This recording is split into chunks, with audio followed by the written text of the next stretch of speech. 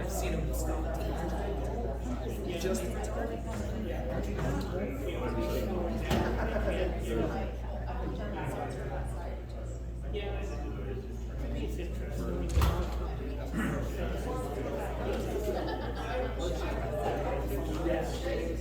that's cool. You guys can speak. How you doing?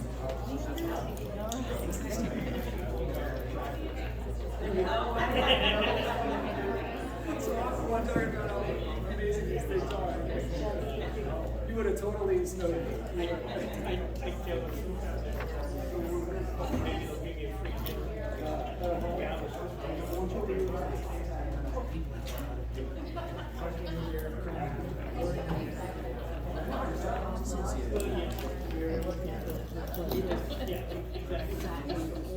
All right, it's 6 o'clock. I'm going to go ahead and call this meeting to order. We're going to begin with our invocation and pledge of allegiance. Stand. Hand over your heart. Ready, begin. I pledge allegiance to the flag of the United States of America and to the republic for which it stands, one nation, under God, indivisible, with liberty and justice for all. Mike, would you read this invitation? Heavenly Father, for having me folks of Alpine, and we hope that we do and serve the folks of Alpine for the best interest of this community. Thank you. Amen.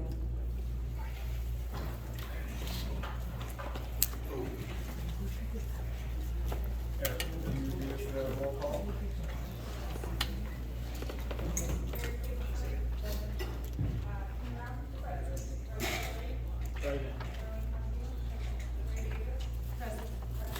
Present.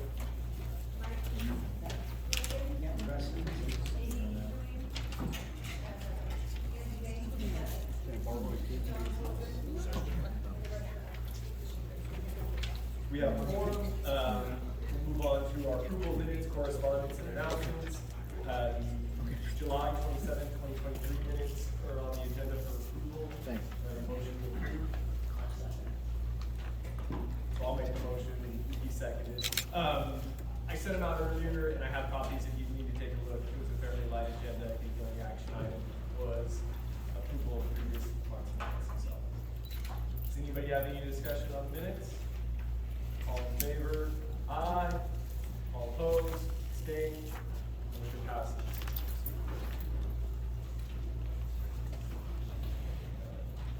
So we have 12 and 10.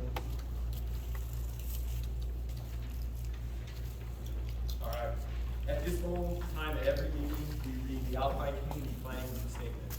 The Alpine Community Planning Group is formed for the purpose of advising and assisting the Director of Planning, the Zoning Administrator, the Planning Commission, and the Board of Supervisors in the preparation, amendment, and implementation of community and sub-regional plans.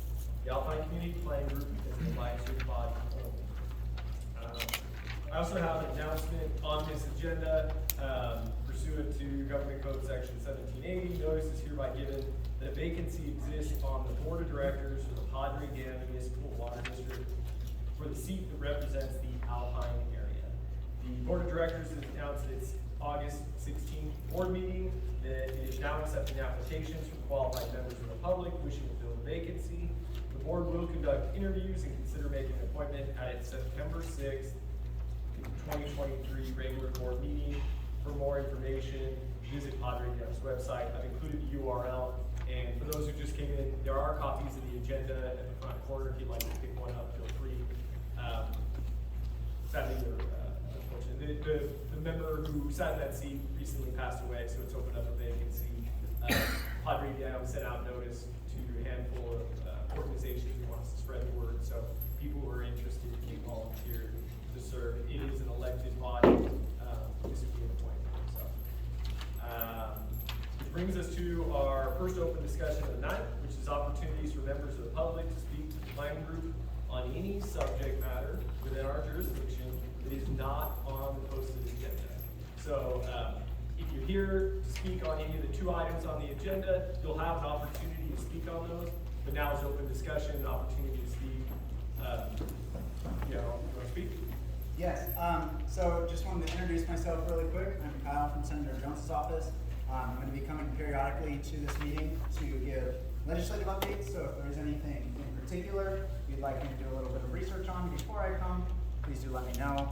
I have cards with me, and so just wanted to introduce myself. We can talk after. I'll probably say most of the meeting, if not the whole thing. And I would love to connect with you and get to know you. We obviously represent Alpine, and I'll be probably one of the ones coming to these Alpine community planning groups to give updates on a regular basis. Thank you. Thank you. Anybody else like to speak on anything not on tonight's agenda?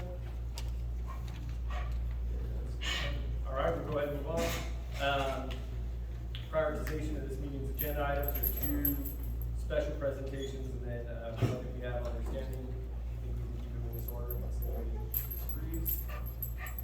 All right, so no change. Brings us to our organized special presentations. The first one is the owner of property located at 2683 Country Meadows Drive, Alpine, California, has applied for a discretionary permit for a time extension to a tentative parcel map. TM 43 or 5431 TQL1. The current lot is 80.72 acres, and the tentative parcel map will create 20 residential lots with a minimum lot size of 1 acre. The county has requested a group make a recommendation on this application. So for clarity, this is a time extension request. Tentative maps are approved, and they have, I think they're generally have a 3-year expiration window and can't be extended from time to time. So the applicants made the request for a time extension. No representative for the applicants here. Their engineer is stuck in traffic, and he's going to be here shortly, but I let him know. I think they can go ahead and, if you'd like to give just a brief background on why you're requesting the time extension. Absolutely. Good afternoon. My name is Gina Austin, and I'm the Karen property applicant who comes out of town. So the engineer will be here shortly. Specific engineering questions. But this body heard this really long time ago when the tentative map was first approved. It was approved by county commission in 2020. And there was this thing called COVID and some other problems with the project dam, determining what the water connection would look like and what they would need to make their basis. So that happened to delay the project significantly over time. We are in the process of getting the final mapping done to have the final map done. So we are really close to that. Time extension, which is a standard process to get another extension of time because it expires November. Generally, the time extension, they request a certain time period. Can you guys outline what your request is for how long the time extension is? We'll take the standard, I think they can do 24 months without any going outside the boundaries of anything else like that. Before we go there, Mike, is anybody here from the public here to speak on this item?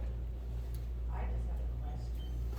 Okay, you say you're gonna put 20 residential lots in, what is the rest of the acreage gonna be used for? Open space? So the You lot, have 8 acres. right, so the lot sizes range from 1 to 7.5 acres roughly. And then there's all of the county, the open space requirements and the little bit of building zone, et cetera, et cetera. Okay, just curious. Yep. Is anybody else from the, I wanted to public comment first and bring it up to the board for discussion. Any other public comment on this item? Okay. Mike, say you have a question. Yeah, the residence that's called for that address, is that in the same parcel area where the lots are? I'm sorry, the residents of that? The actual residence of 2683 Country Meadows, is that part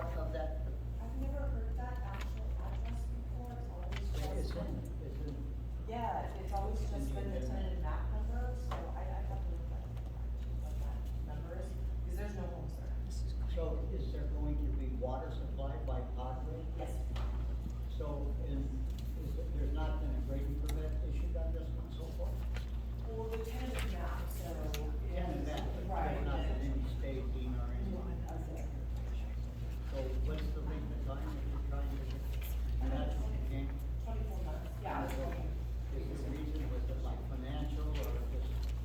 Well, it was the primary three things. It was county stopped taking applications for a significant period of time. We had multiple planners, we shifted planners, which we kind of restarted the process. We're on our fourth now, I believe. And then we had ongoing and extensive negotiations with Padre Dam because they had a turnover of people. Yes. That caused us to have to restart the process and have different determinations about whether they were going to build a loop or not build a loop that was connecting the two reservoirs.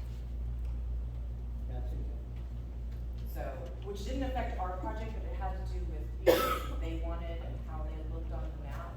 So that's what, that took months the first time, and then almost a year the second time to get the They're project. probably gonna do a full loop for the car. Is that what they're trying to do, or is that something that's still in the process? That's our question, and so the engineer who is. Well, I just realized that usually when people put up money for, in parcel management, quite a bit of money that they got invested. I just don't like to see the money go down the drain because they got land. Right, no, this has been a very long project, very long project. It's the longest tentative map I've ever worked on. So, we're so close now that there's no way that this is going to. We're so deep into it now. It's a very nice area, though, we need very good water. So I know the vote tonight is just for the time extension, but maybe for the public, because I don't have an hour, I'm trying to make it clear to people. I live in a development that was built in the late 90s. It's only one way in and one way out. It wouldn't be allowed now. There's no back fire exit. What are the accommodations, or what would be the plan for fire escape for this new community? There it is, look. So I have three questions. Darcy Jones, I'd like you to meet, the entire board. The question was fire escape, because she lives in an older community where they do fire wall with fire protection, and then looking to make sure that this is the community understands. Okay, we've worked with the Alpine Fire Protection District and over the years, and we have, we meet the fire code for length of cul-de-sac. In the northern half of the project, the minimum lot size, is such that the length of the cul-de-sac meets the standards. In the southern portion, we have a minimum lot size requirement, I believe it's 5 acres, which again meets the fire standard for a cul-de-sac up to a 2,640 linear feet. So we have worked closely with Jason McBroom, if he's in, to meet the standards, or to set the project so it doesn't meet the standards.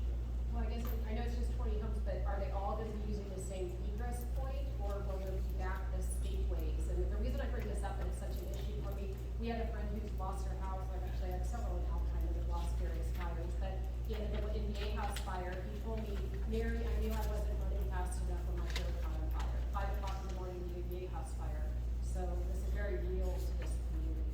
Of course, and we did prepare in conjunction with the Alpine Fire Protection District and the county fire, a fire management plan where we model the fire,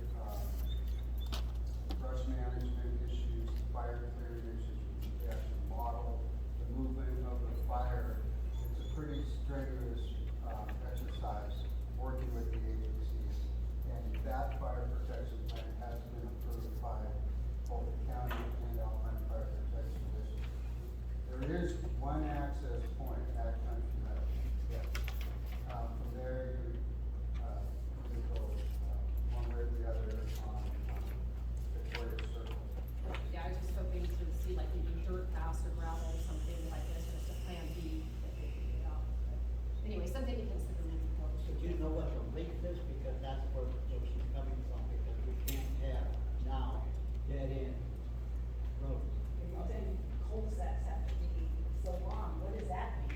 under, Both sag ends. under the fire, Go ahead, Travis. under the fire code, there, that if you have a certain minimum lot size, I'm paraphrasing, I'm trying to remember, I think it's 1 acre minimums, the fire, the dead end cannot be more than 1,320 feet. And we meet that standard on the north end. And then for a dead end longer than 1,320 feet, up to 2640, the minimum lot size has to be 5 acres or more, which it is on our project. And just for reference, and that's because the hoses are so long and the trucks can go so far. So they set those standards so that they can get in there and they have the ability to fight the fire. So they're trying to offset that issue of, we have one egress, one way in, and what are we gonna do? Well, trying to give enough space and areas to be able to protect that. We spend a lot of time on that protection plan, so and with the people that are going to have to be doing the work. So there's only that one entrance, that the horseshoe where Country Meadows meets Victoria Circle, correct? That's where this 2683 is up home and a driveway there. So there's only that one entrance. There's not going to be one on the other end at all. Correct. Okay. And I'm happy to answer any other questions. Sorry, I was driving slowly, as fast as I could. Richard, yeah. Darcy, you guys heard the final map stage? Yes. Okay, I'd like to put a motion on the table to approve as presented. So motion is a recommendation to approve the request for a time extension. And then again, I think Mary outlined a little bit of clarification. Tenant maps go through a process where there's review of ingress, egress, lot sizes, density, design, fire protection, stormwater. All those have been approved previously. Tonight, we have an opportunity to make a recommendation on whether we're going to endorse time extension of their tentative map, which is set to expire in November, or whether we don't make that recommendation. And then it goes on to the planning commission where they make a final determination. So, Richard's motion is to make the recommendation for the time extension. So we have a motion, we have a second. Any other discussion from the board? All right, all in favor? Aye. All opposed? Abstained? Motion passes. Thank you guys so much. I appreciate you making it out here, and thank you for driving safe as fast as you could, slowly. All right, so the next item is Scott Tangenberger. Scott Tangenberg, apologize, Scott. Forest Supervisor of the U.S. Forest Service will make a presentation to the group about the work the U.S. Forest Service is doing within the community of Alpine, including ongoing efforts to reduce wildfire risk to communities throughout wildland and fuels management. The community and the group will have an opportunity to provide feedback to the U.S. Forest Service while they're here. And I want to start off at least laying some ground rules. What we generally do on organized presentations, we're going to give the Forest Service an opportunity to make their presentation. Generally, they're up to 15 minutes. I think they'll go Moss might have a few minutes, but that is it. From there, we'll open it up to public comment. It's an opportunity for everybody in the public to make any comments, both to the Forest Service and the group. You have up to 3 minutes. I might take a quick show of hands, but generally, since we don't have anything else on the agenda, I'm not going to limit the standard speaking. Standard speaking time is up to 3 minutes. I'll remind everybody, I want to be respectful of everybody and keep comments addressed and on topic, and also meaning on topic anything to do with Forest Service or the community planning group, so nothing limiting topics. But I also, I want to be respectful of everybody's time, right? So I mean, as much as you can, focus on issues that are important to you, but it's always great to say something new rather than the same thing over and over again. It's just general comments. So with that, and then after that, I apologize. After that, we'll pull it up for the group. We'll have an opportunity to ask questions, get feedback, and we may or may not take any action based on this agenda. I have it listed as an agenda item, an action item. It gives our group an opportunity to take any follow-up action. There's not anything specific. They're not presenting on a specific project necessarily for approval, but they did volunteer to come and speak to the community. I thought this was a great opportunity for them to meet with the public, help answer questions and give feedback. So with that, Scott and Kyle. Yep. Thank you guys so much. Where should we address the group? You know what, it's up to you. I would probably stay right about where you are. I don't have a mic, but you guys will speak up. And if anybody has any trouble hearing, I would suggest come a little bit closer. And again, I want to be respectful of everybody's time. We'll give them an opportunity to speak. Everybody will have an opportunity to have an uninterrupted comment, and then we might bring it up for some Q&A. Great, thank you. We do have a map that we brought, and we'll speak to that maybe a little bit. So if you shift over there, I apologize for speaking behind the board members that are over here. But good afternoon, everybody. Good evening. My name is Scott Tangenberg. I'm the forest supervisor for the Cleveland National Forest, and with me here is Kyle Smith. Want me to go ahead? Okay, yeah. So here for two reasons. One, I wanted to talk a little bit about the wildfire crisis strategy, but also I've been in the position as the Descanso District Ranger for about 2 whole weeks now. I was there for 4 months in a temporary role leading up to that, so I kind of know what I'm getting into. But I've been there officially for 2 weeks, so I did want to introduce myself as the new District Ranger for Descanso. So for those of you who are less familiar with the forest, the Descanso Ranger District is about 165,000 acres. It's about 1/3 of the Cleveland National Forest. It starts about 5 miles north of the Mexican border, extends north all the way through Mount Laguna, so just for a little orientation. The rest of the forest, of course, we have the Palomar Ranger District, which is kind of headquartered out of Ramona, and then the northernmost district is the Trabuco Ranger District, which is actually headquartered out of Corona. It's kind of adjacent to Camp Pendleton, all the way up into Orange County. So that's the forest as a whole. Scott Tangenberg is the forest supervisor for that entire area. I'm responsible for the Descanso District. I have 2 counterparts responsible for those other 2 districts. So I did want to introduce myself, a little bit about my background. I'm not local per se, but I did come out here in 2009 with the Marine Corps and was stationed out of Marine Corps Air Station Miramar. Spent 6 years there flying CH-46 helicopters and B-22 Ospreys, and decided after about 9 years in the Marine Corps I'd had enough. It was a great experience, but decided to go back to graduate school, get into land management, which is how I ended up in this role. So I've been on the Cleveland itself for about 2 years as an environmental planner, and then just, like I said, recently transitioning to the ranger role. So that's what I had for an intro. What we did want to talk about was the wildfire crisis strategy, which is a U.S. Forest Service-wide massive initiative that is really intended to combat the wildfire crisis in this country. And I'll talk a little bit about how I'll kind of start big and then kind of talk a little more about some of the local stuff that we're doing on the Descanso Ranger District. But the initiative as a whole is, I got a couple numbers down here, it's pretty staggering, $5.5 billion from the bipartisan infrastructure law, and an additional $1.8 billion from the Inflation Reduction Act is going to the Forest Service to implement this across the country.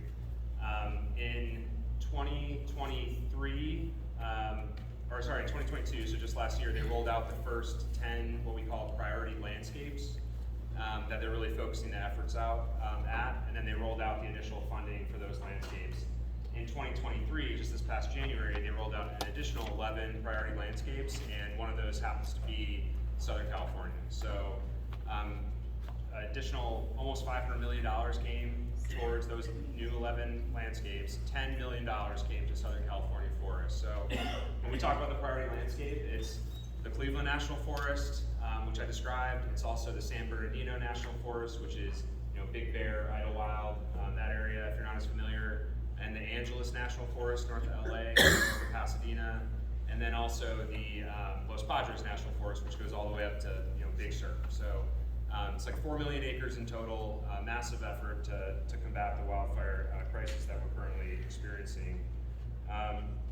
In addition to that, we're receiving a lot of outside funds from partners, whether that's National Forest Foundation or Resource Conservation District of San Diego. The San Diego River Conservancy has provided us a lot of funding to implement projects on the forest and in local communities around the forest as well. So I did want to make that comment, because we've received a lot of support from the San Diego River Conservancy in particular and National Forest Foundation. So as I mentioned, $10 million for just this year, and there's more funding to come in subsequent years. So we've already spent that money. The target for us was, for the Southern California priority landscape, I should say, was 5,000 acres of fuels reduction, fuels treatments, and I'll kind of talk a little bit more about that. But I can tell you that this year alone, even despite that 5,000 acre target for the whole Southern California area, on the Descanso, we kind of led the way in that effort, as far as I'm concerned, and treated 4,000 acres of fuels up on Mount Laguna and fuel breaks and things like that. So just wanted to share that and all the work that we're doing. I'll talk a little more locally about our strategy here. This is a little bit different than generally the strategy you might see in like the Sierras, for example. So we kind of talk about our strategy in Southern California as having basically 3 main points.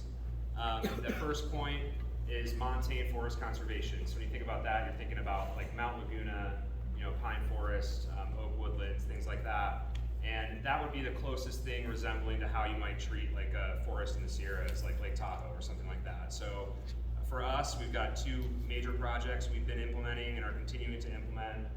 And those are typically, what they would look like is our firefighters, well actually I would say usually it's contract work to start, where we go do what we call cut and pile. So cut and pile would be going into what's an overstocked forest and limbing ladder fuels, cutting brush on the ground, kind of piling it up to reduce the risk of fire kind of climbing to the tree canopy, right? So piling it up, and then that winter when it's safe to do so is when our firefighters would go in and burn those piles. And then ideally the next year we go back in and we do broadcast burning. So what a broadcast burn is for those of you who aren't familiar, is kind of a low intensity ground floor burn to just keep the fuels down. And that's something we're doing every 5 to 7 years. We would be re-entering that burn unit, as we would call it, to do that kind of maintenance work, and that's where we want to get.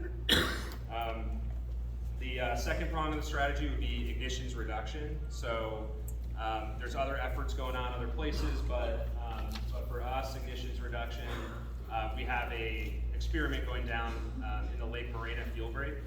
So we're looking at seeing if we can kind of convert a fuel break, for example, from what they are oftentimes invasive grasses into native plants that are retain more moisture or less ignitable, things like that. So we're experimenting with that. If it works well, if it's something we think we can take to scale, that's something we look at doing on roadsides where we have a lot of fire starts. Because in Southern California, that's how fires start a lot of times, is along the 8, chains dragging behind trucks and sparks, just things like that. So that's kind of the second prong of the strategy.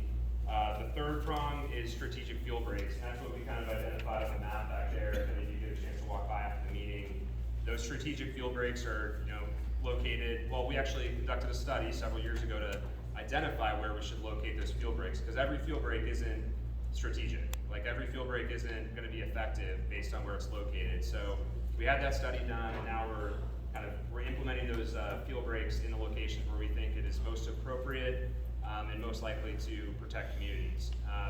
The way the fuel break work looks is a lot like cut and pile work that I described, except it's usually in the shrubland areas where the kind of thing I described earlier in the montane forest really wouldn't be effective trying to manage chaparral or shrubland plant communities. So that's where we really rely on fuel breaks, cut and pile that brush, burning it oftentimes, and we'll just re-enter every so many years. If eventually sometimes those fuel breaks will convert to grassland, and then there may be an opportunity to do broadcast burn, but that's it kind of depends on the situation.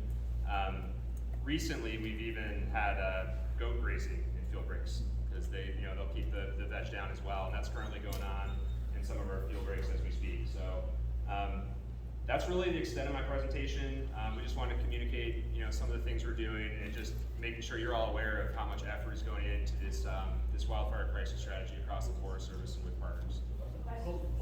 I just want to make sure they finish, and everybody will have an opportunity. And I did want to offer Scott an opportunity to, and I'm sure I've missed a thing or two, so I do want to offer him an opportunity as well. Yeah, just expand a little bit more on what Kyle shared, right? And more than just feeding info to you all to let you know about this effort that's underway, very much interested in this being the beginning of a more active partnership with the community, with the Alpine Planning Group as a voice and a forum in the community to talk about maybe where additional efforts should be taken.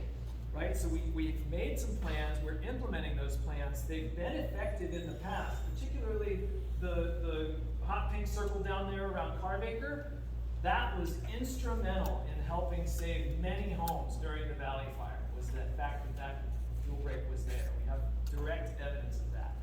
That's the kind of success we want to see in as many places as possible, particularly where our jurisdiction happens to come direct adjacency to communities that are at risk. That is really what this is all about. It's about risk reduction. Now, I also want to be very clear and very honest. When the fire ignites on an extremely windy day, like what happened in Port Lahaina, right? Very little can be done, okay? It is literally a matter of get out of the way. The fuel breaks cannot be wide enough to stop embers from being cast, sometimes miles ahead of the fire, especially, again, in those windy conditions. But the wind blows painfully sometimes here, right, in our Santa Ana events, but it is not an everyday occurrence. And so when we have a whole summer's worth of elevated fire risk, dry vegetation, hot temperatures, things that can potentially spark and create a problem, that's when our fuel break network and the thing that we're talking about, Kyle just introduced in more detail, we expect to have a lot of effectiveness. So again, hopefully this is just an introduction of the two of us to this group on this topic, and we see some opportunity for further interaction with the community planning group on what really matters to everyone as far as I work with, which is the safety and security of our homes from the risk to wildland fire. Pivoting just slightly, because I appreciate that several of the members of the group may be here for another topic. I am happy to make some initial remarks and then of course answer questions as Chairman Lyon has explained regarding the operations at Loveland Reservoir. So as I've shared with multiple members of the community who've solicited some information from me in the past, Loveland Reservoir is owned, operated, maintained, and the rights to the water are fully in Sweetwater Authority's hands. What the Forest Service does have is a non-exclusive public access easement, and maybe some of you are familiar with it. There's a small parking lot, bathroom facility, short trail, and then shoreline access. We hold that easement on behalf of the public, and it is available for public use. The easement terms describe sunrise to sunset, and I appreciate that the managers at Sweetwater Authority operate that not completely to sunrise to sunset. They operate it more in a day use facility kind of manner with closure hours that happen either at 5 o'clock or 6 o'clock, depending on the season, and with generally openings at sunrise. Again, those hours are set by Sweetwater Authority. They're the ones who staff and manage that. But I appreciate that that does cause some frustration for some folks who would like to experience that reservoir a little bit later into the evening, particularly in the summer months. And so what I wanted to come here to offer to the group that Chairman Lyon has certainly encouraged, as well as some of our local congressional staff, is a willing partnership in working with constructive-minded individuals who are interested in coming up with a solution that can work to potentially adjust those hours. Again, Sweetwater Authority is in charge of those hours, and we have encouraged them to maximize those hours on multiple occasions. But that said, I fully do understand that that may not have been the experience that folks in the group have had, and we're here to answer any questions associated with that as we may. We are talking with Sweetwater as well as our local congressional staff about some ideas that could be brought to bear. The agreement that was established with Sweetwater Authority back at the time of the land exchange, which transferred all land ownership of the adjacent area around the reservoir to Sweetwater Authority, was simply for that land transfer. That agreement has expired. So perhaps there's value in a future agreement being developed in order to outline some of the arrangements that might be made that can both benefit the users of the reservoir, as well as the folks who manage and operate them. Yeah, the agreement expired between you and I wanna hold the order of the meeting. Everybody will have an opportunity to speak. I wanna give everybody that opportunity, be respectful of it, but I wanna let them finish, and then we'll have up to 3 minutes each person to make public comments, so. Can I ask a question, please? Not right now, no, I think I made that clear. One last thing I wanted to share is that we've also shared with our congressional staffers is the prospect of engaging volunteers. The Forest Service can't do anything without dedicated volunteers, and we enjoy their service immensely, particularly on Mount Laguna, and providing visitor service at the center up there, as well as a host of other things. That's not unique to the Cleveland National Forest or to the Descansa Ranger District. Volunteer effort is essential to the partnership that exists across the National Forest system, across the nation, and provides a lot of not just service to the public, but also involvement by the public in those services. So very interested as well in whatever appetite there may be for that kind of solution to this, and in conversation and partnership with Sweetwater Authority. With that, I conclude my remarks and turn it back over to you, Chairman White. Thank you so much. Appreciate the feedback, appreciate you giving us background on the project you asked to come speak on. So appreciate you at least giving some initial comments on an area that is a topic that a lot of the members of the public are here to speak on. So again, public comment. Everybody has up to 3 minutes uninterrupted. I want to be respectful of everybody's time. I don't want to hear interruptions. It really just takes away from everybody's opportunity to use their time to make comments, ask questions, give feedback to the Forest Service as well as to the board. At the end of public comment, we'll bring it up. We'll have additional opportunity for members of the group to ask questions, to discuss any item related to their presentation or anything that comes up that's within our purview. So with that, you don't have to introduce yourself. I recommend it, but if it's not required, you can, all I ask is that you raise your hand, be acknowledged. Please, it's a little bit easier if you come up and stand in front of the group and speak, but if you'd like to speak from where you sit or stand, if that's more comfortable, that's fine as well. I will give you a wave and probably a polite 30 seconds or 15 seconds, and I will let you know when your comments conclude and the time concludes. At that point, again, being respectful of everybody's time, please conclude your comments. I don't want to have to argue about enforcing a time period. I want to be fair and respectful of everybody's time. I know there's a number of people here to speak, and so easy math, we have 20, 30 people. We have at least an hour, hour and a half of public comment. I want to give everybody that full opportunity to speak. So with that, raise your hand, let me know. I will call on you. I'll come first back here, second over here. Sir, if you'd like to come up. And again, you're welcome to introduce yourself. You don't have to. It's not a requirement of public law. So. Hello, my name is David Thomas, and I've been a resident of Alpine since I was 8 years old, and I'm 52, so I've seen a lot of changes up here. One of the things I wanted to say is thank you guys for doing fire control. I lost my house in the Cedar fire, so I truly am grateful for what you're doing. I really came tonight to speak upon the Loveland Reservoir. I was here when that transfer happened. I was caught poaching in that east end, so that's a lot of why Sweetwater was willing to start talking, is because we were constantly fishing that east end. And we had forestry land that we got to fish on a regular basis, 24 hours a day, 7 days a week, that we gave up. We gave up a great fishing area to get a better fishing area. And when that happened, we had a voice, and that voice was the Forest Service.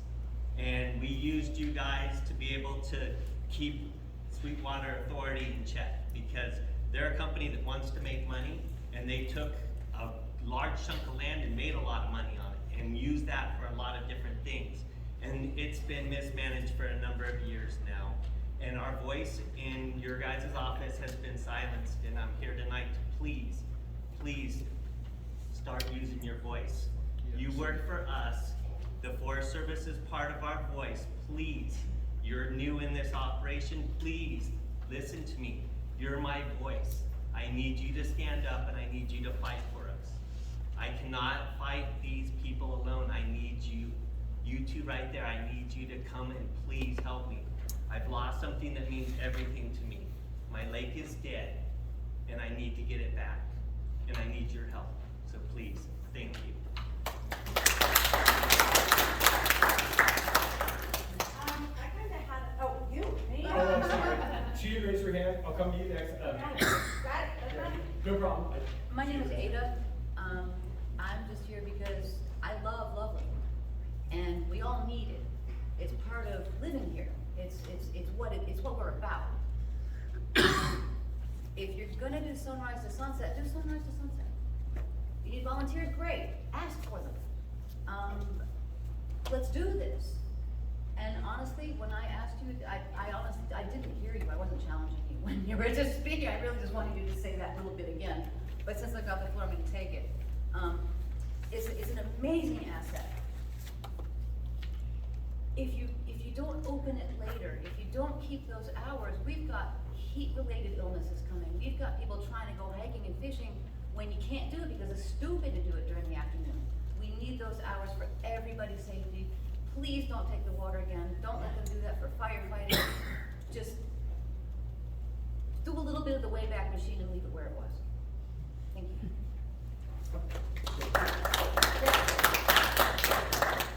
And my question would be, I know they could, and they did, and they made it a dead lake. So what are we doing about that? You guys have no water there to go pick up and fight fires. That's real close by. That's one thing, besides the recreational piece behind it. Okay, then I have another question that would really help out in Cuyamaca, any of the forests. Why don't you let cattle back on like they used to? They used to have cattle. They used to let the cattle go out and graze. Let me tell you, every tree was this high. You never had branches. I ride horses, and you never had branches, and you never had shrubs that almost made you a tunnel. So because they tromp through it, they eat it, they take care of it, but they took the cattle off, and then everything went and had nothing but bad fires since. So you mentioned goats in your little fire areas. Well, why not cattle? They tromp more of it down and eat more of it. Simple. Look out there. Trim those trees with those cattle. You ever see ranches, the trees are up, the grasses are down.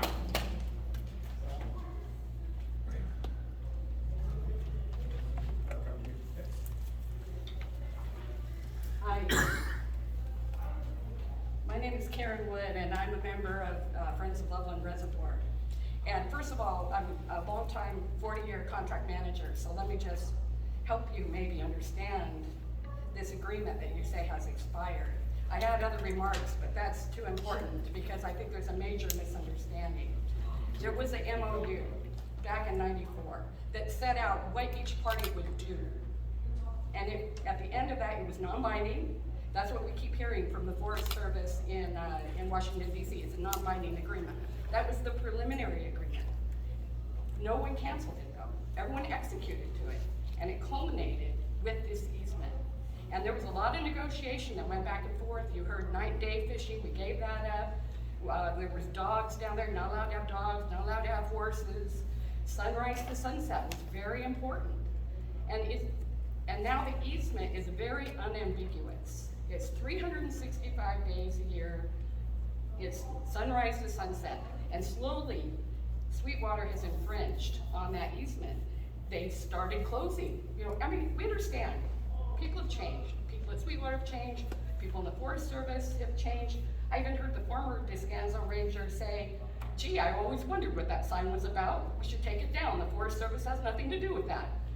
That's crazy. At Loveland, you're supposed to be our partner. It was a partnership between the two.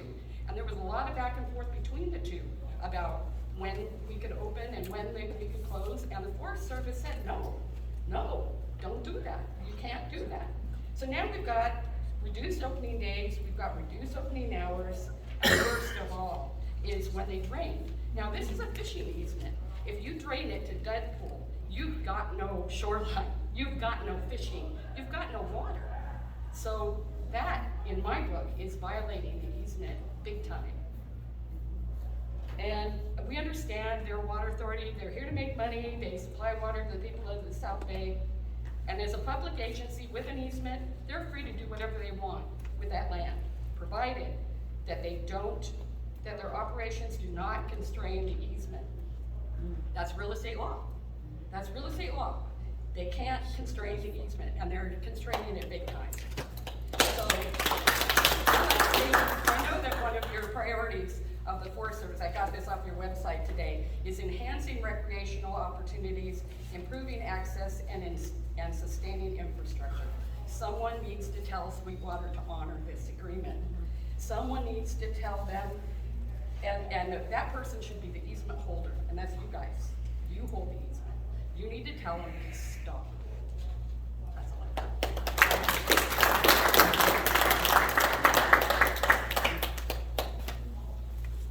Hi there. Thank you all for being here today, and especially all of you.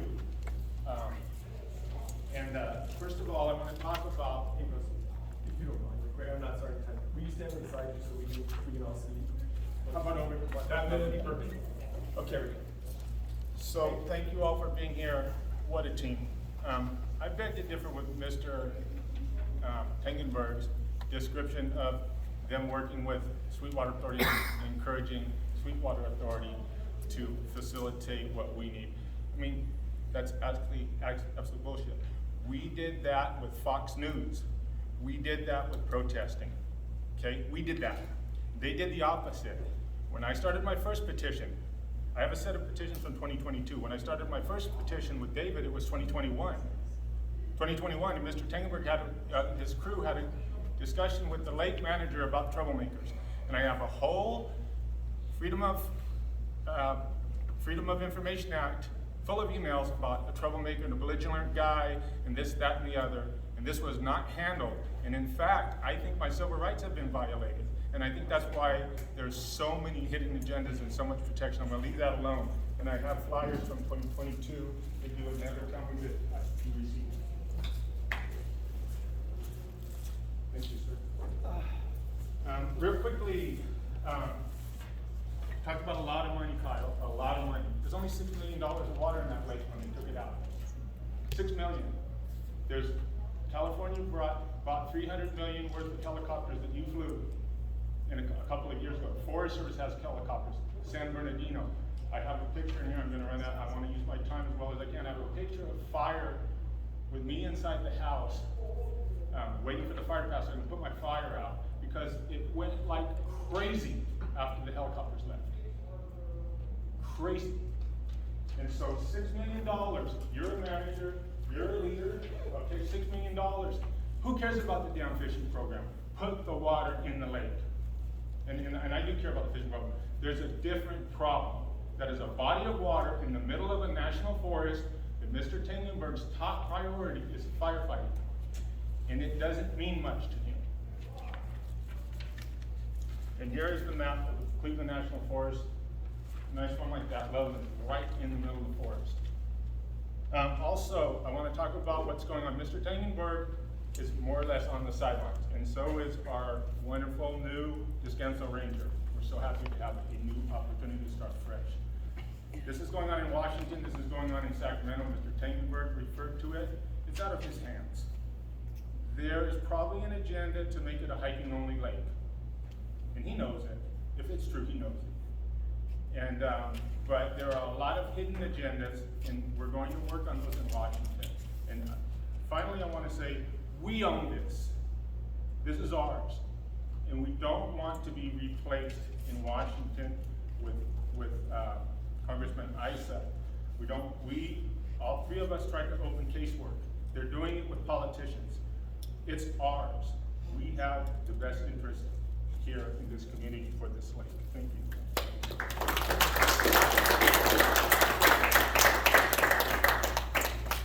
going to use this opportunity just to make one comment. I want everybody to be respectful. I understand we're passionate about this. I've got kids in the audience and I want to be respectful, so please, as much as we can, I want to be polite with our language in front of everybody. Moving forward, so.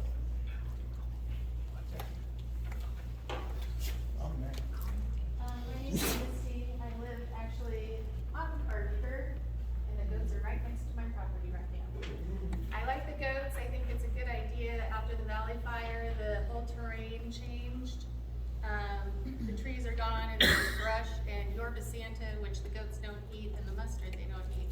So that's kind of my concern, like there's a lot of stuff there that they're eating, but there's a lot of stuff they're not, and that Yorba Santa just takes over the entire, everything, you can't get rid of it.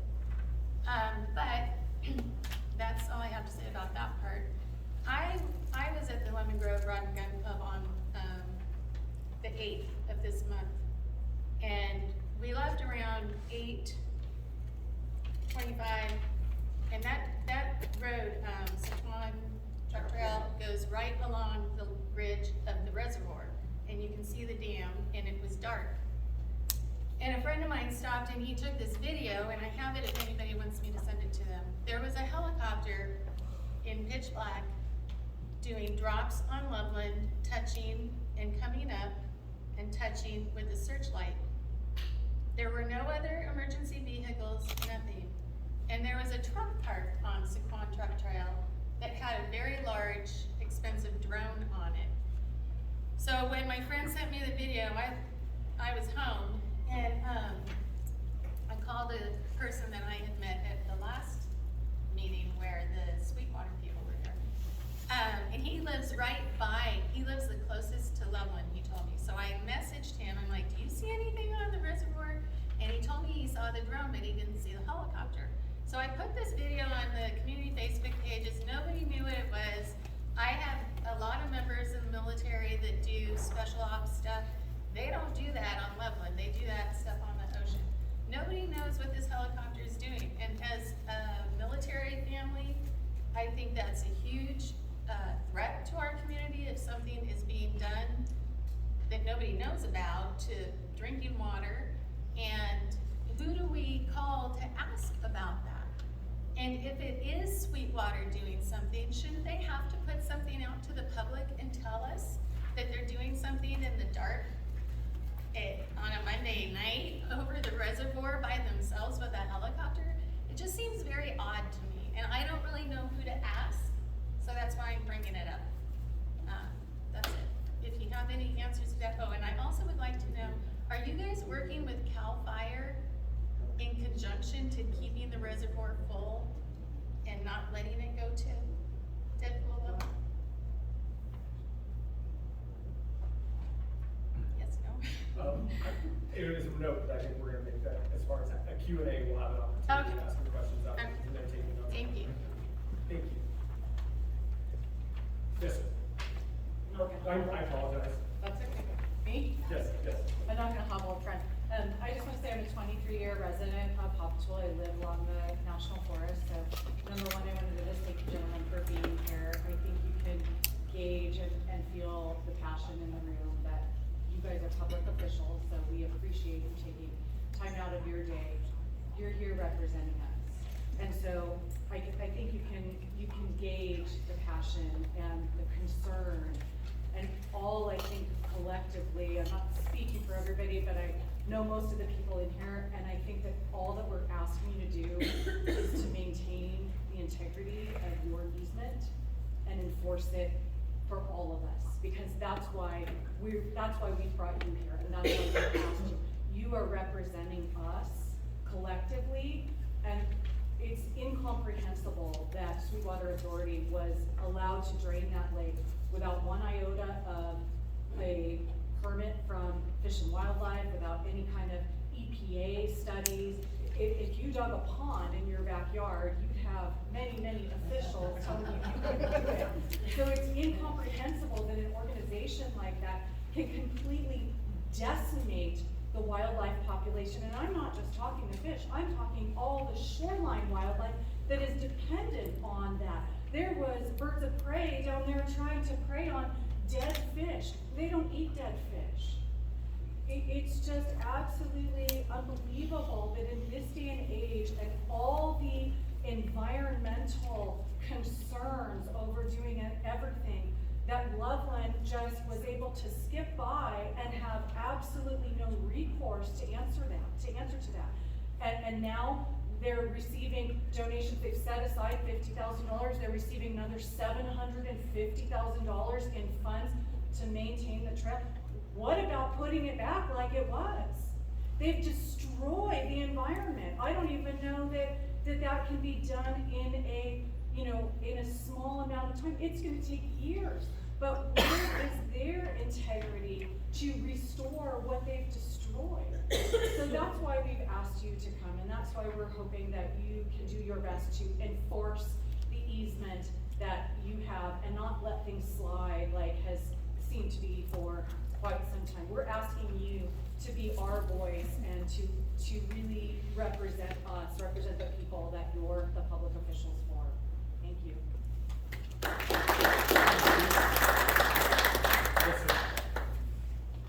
Okay, Dylan, thanks for coming out. Thank you for your service. I'm a retired veteran as well. So I'm gonna kind of spin this towards you, being a former Marine, retired Navy, so I just take you to the beach. How's your taxi service? Okay, so this group here, I've just been fishing in that reservoir for about 5 years. So let's talk about Pendleton. Let's talk about 32nd Street Naval Base, all the amphibious base, North Island. So the time those guys get off the ships, get off the duty stations, whatever it is, they drive that distance. Defending our country, they drive that distance to get away from all that commotion, and they go down to Loveland. Well, if you go from North Island amphibious base, the time you get out here, it's past 5 o'clock. I'm huge on veteran suicide. Part of veteran suicide, getting away from the community of that. And I think you won't talk about it. God, you've been in those ships, you understand what I'm getting at. I've got the Department of Fish and Game, they're blowing me off so far.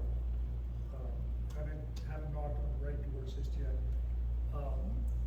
Fish and Game's blowing me off. Wildlife's blowing me off, except for just lately. Mike Lucero, we're starting to chat pretty deep now. So getting out there and fishing, get out there and hiking. It's going to be a while before I can hike again. I've had several surgeries, so I'm going to try to get back out and what I can. But I just got one overhead question. And I know it's not time for the answer, but I read your easement front to back. You know, we read a lot of documents, you have to know frontwards and backwards, and then from the middle to the end, etc. I didn't see an expiration date, so I'm willing to see it. Whenever you can show it to the community. And for the lady here, the young lady about the helicopter, I'd love to see that afterwards. I'd love, because I got some friends in the FAA and some other closed door secrets of the military. I think I might have an answer for it. So it would be interesting. Thank you for your time. Thank you for coming out.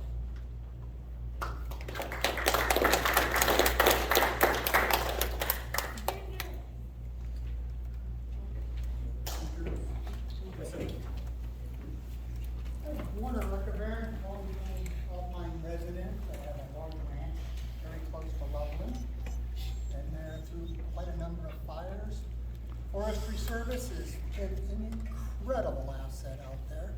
They've helped save our house. I've got large wells. I was training with Pete's help.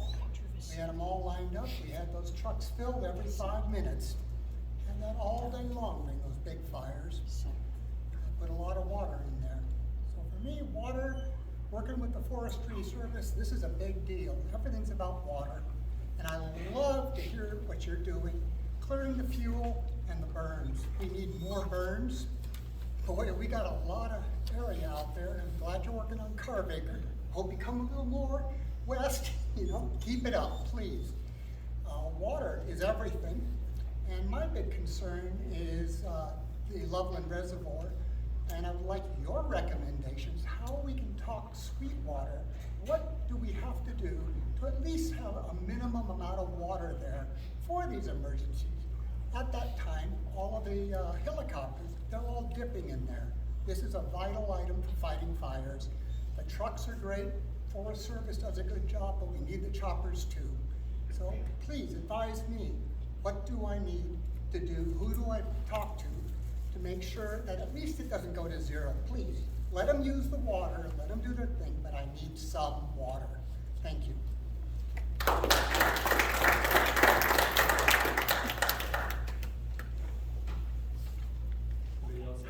Yes, sir. Good evening. I'm Steve Hales. I'm also with Friends of Loveland Reservoir. Thank you for coming tonight. I appreciate it. I've lived in Alpine 10 years now.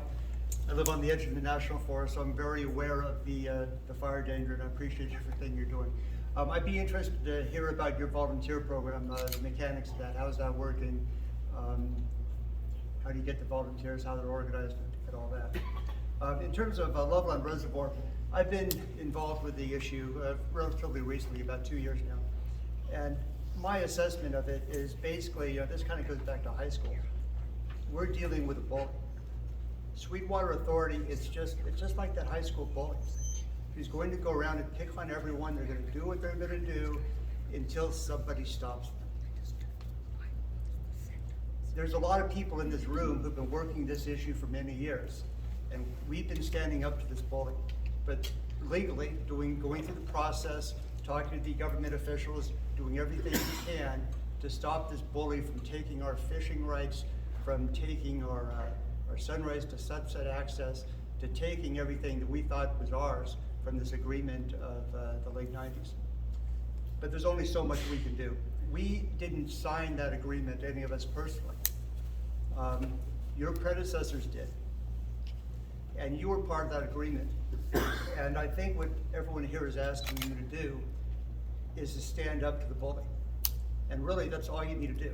My experience with bullies, if anyone stands up to them, they will back down. And I think what we need is for you to call them up and say, Sweetwater Authority, we will enforce the agreement that you agreed to 25 years ago. And I think from a lot of what I'm hearing, I think that sums up what we're asking you to do. Thank you.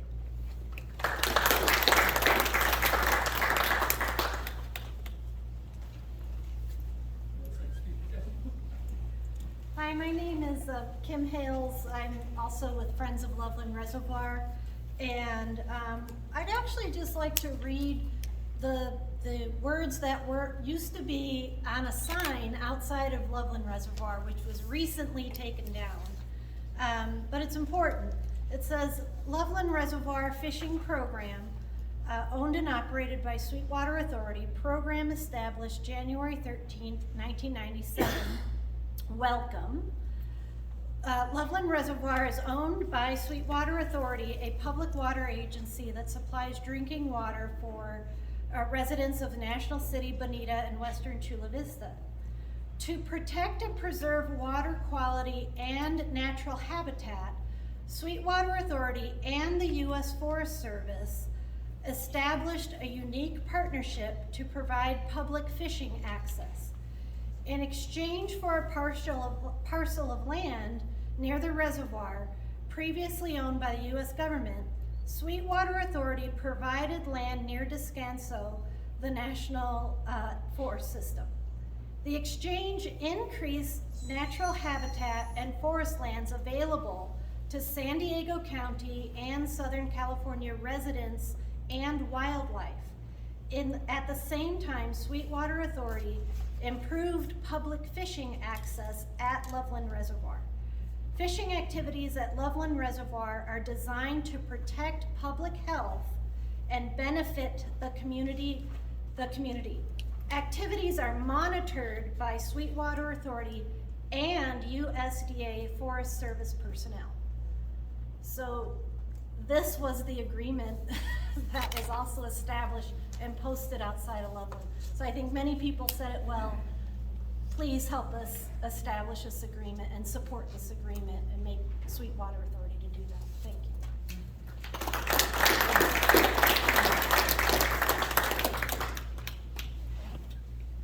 Okay.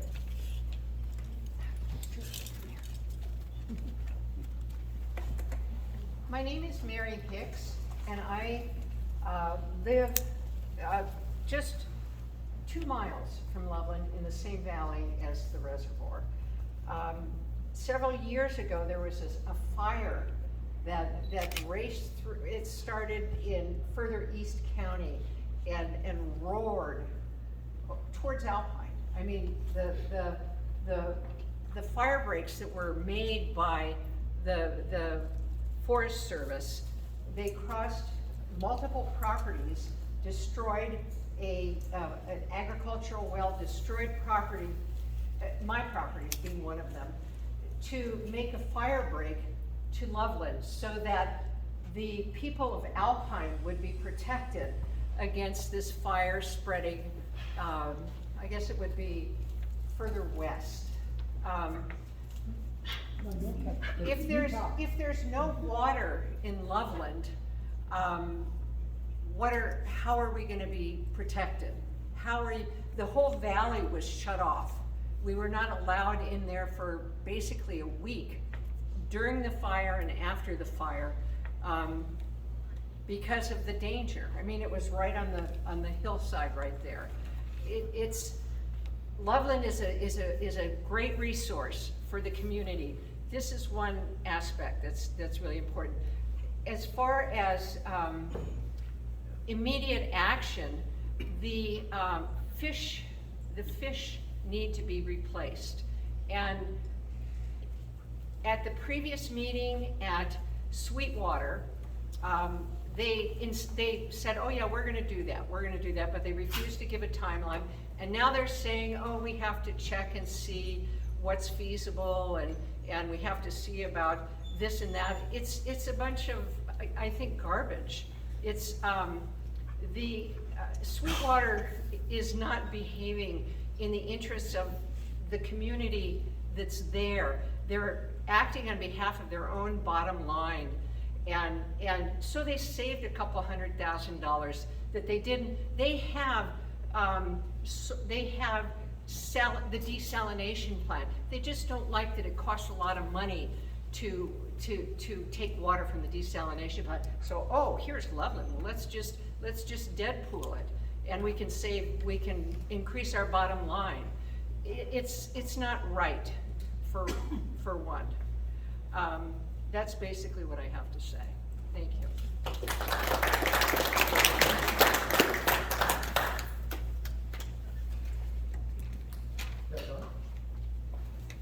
Hi, John Allen. I'm a local trails advocate, recreational access advocate. Volunteer with California State Parks, active with their trail maintenance unit. Also, what brought me originally to this planning group was California Riding and Hiking Trail. Kind of adopted that, trying to preserve that trail. So,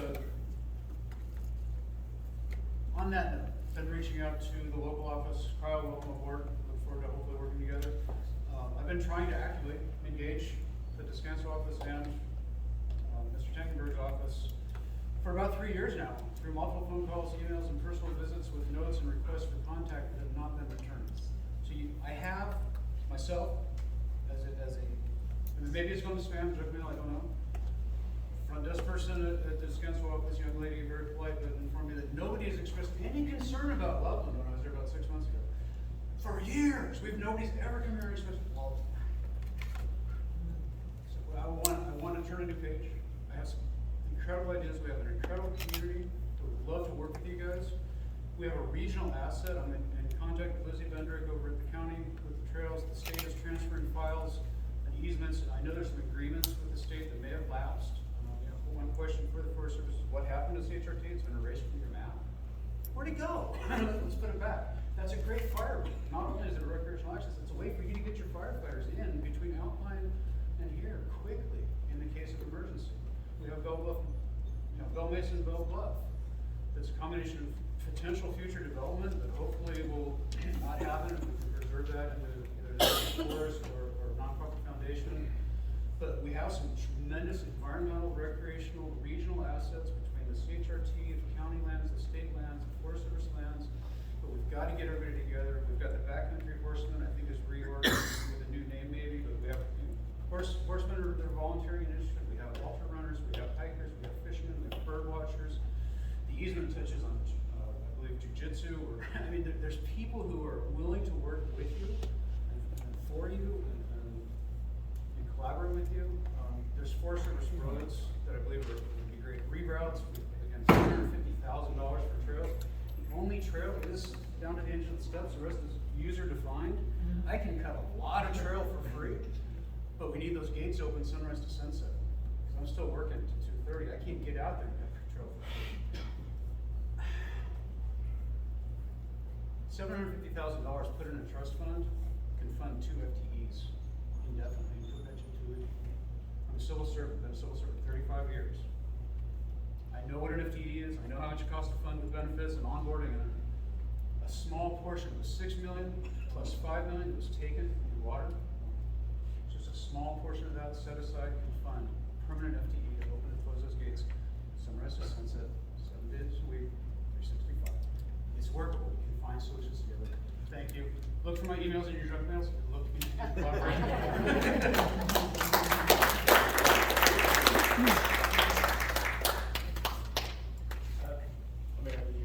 You already spoke, I'm sorry.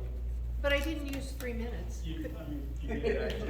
You were doing right up to 3 minutes, I stopped, I'm sorry. Okay. It's Yes, on sir. another issue. Oh, that's all right, you had 3 minutes. Yeah, I don't really need 3 minutes, maybe just less than 1 minute will be enough. My name is Justin Riola, I'm a resident of Alpine. I brought my little boy Aiden with me, it's just me and him. I thank, for US Forest for being here, but I would like to ask you guys if you could please step in and get Sweetwater Authority to honor the original agreement and not drain it to Deadpool and to restock our fish. Not only is the lake part of mine, my son's home, but we also, when we fish there, we eat the fish that we catch there too. So it's really important to us that the fish is restocked. And also as a single parent, I work 9 to 5. I may be in Ramona today. Tomorrow I may be in Valley Center, somewhere far away. By the time I'm here, it's past 6 o'clock. The gates are closed. Sometimes I'm actually here at 5. The gates are closed. So sunrise to sunset is very, very important to us and to the entire community. Please step in and get Sweetwater to honor the original agreement. Thank you.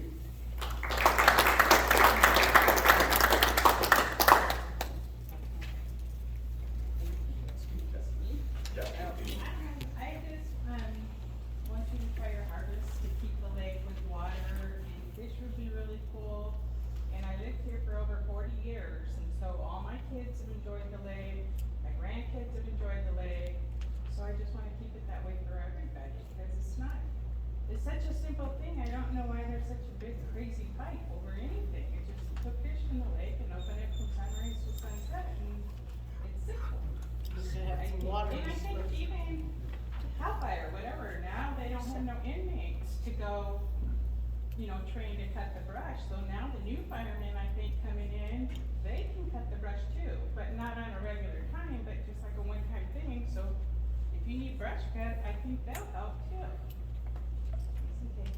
But just think of all the kids and grandkids.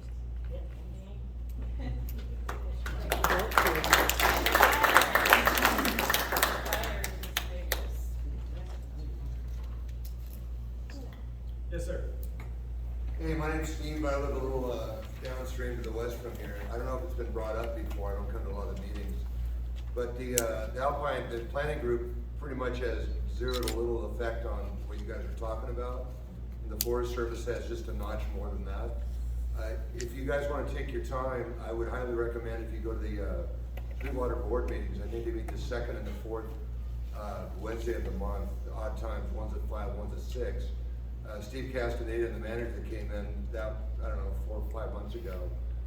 You're gonna get, in my opinion, I think you're gonna get a little bit more push, more result if you actually go to their meetings, because they're the ones that control that dam. And if they come out here once and talk and basically, I don't wanna say, maybe blow you off, you guys can talk in the group quite a bit, but I would say professionally, if you go to their board meetings and start hammering on them directly at their meetings, you're probably gonna listen a little clearer to you than talking about it here, because for them, they can just pretty much block this whole thing out. And it's good that everybody comes together, but you might wanna take the fight a little bit more to them, be my recommendation.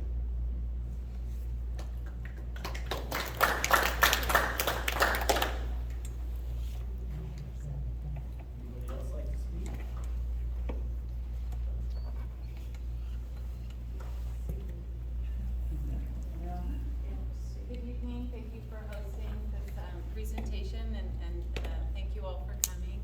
And I just wanted to appreciate that. I totally agree that advocacy at the Sweetwater Authority is necessary, and many people have been doing that since 2020.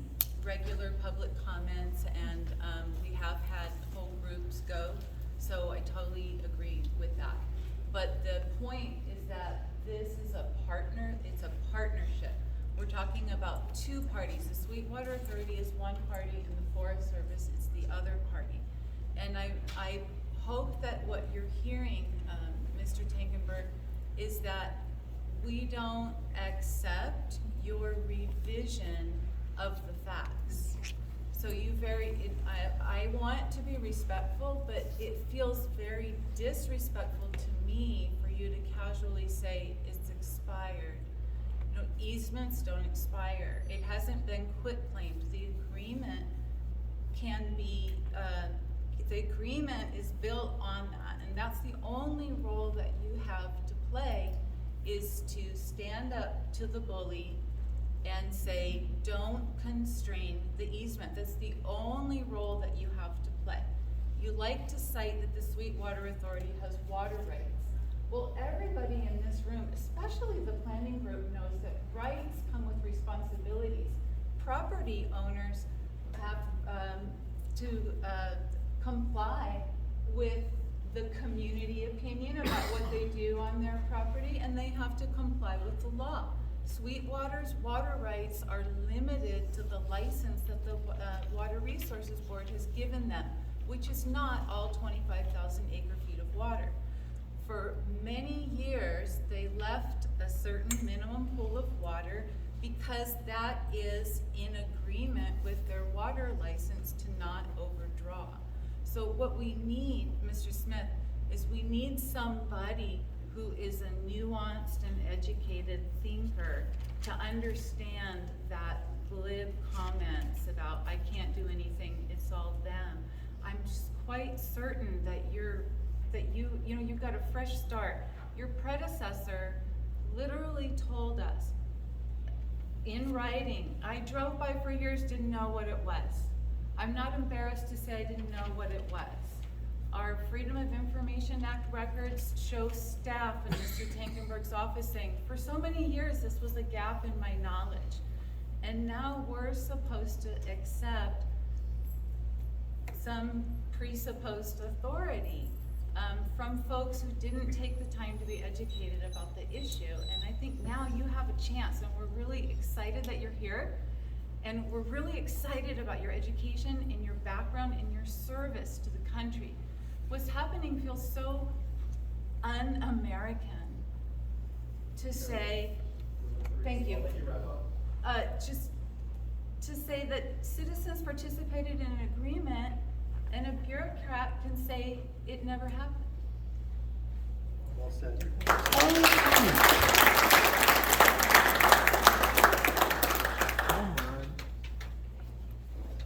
Anybody else like to speak? Oh, I gotta have some order.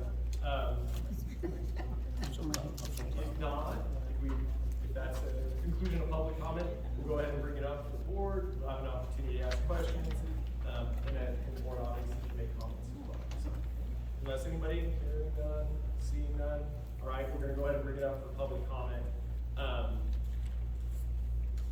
sure everybody has different comments. We'll go through, instead of the last time, we have a little bit more time this time, so I'm not gonna constrain it as far as going in order. Again, just give me attention. I'll give you the opportunity to ask questions. But I am gonna cheat, and I'm gonna go first, because I have one specific question that I think is important.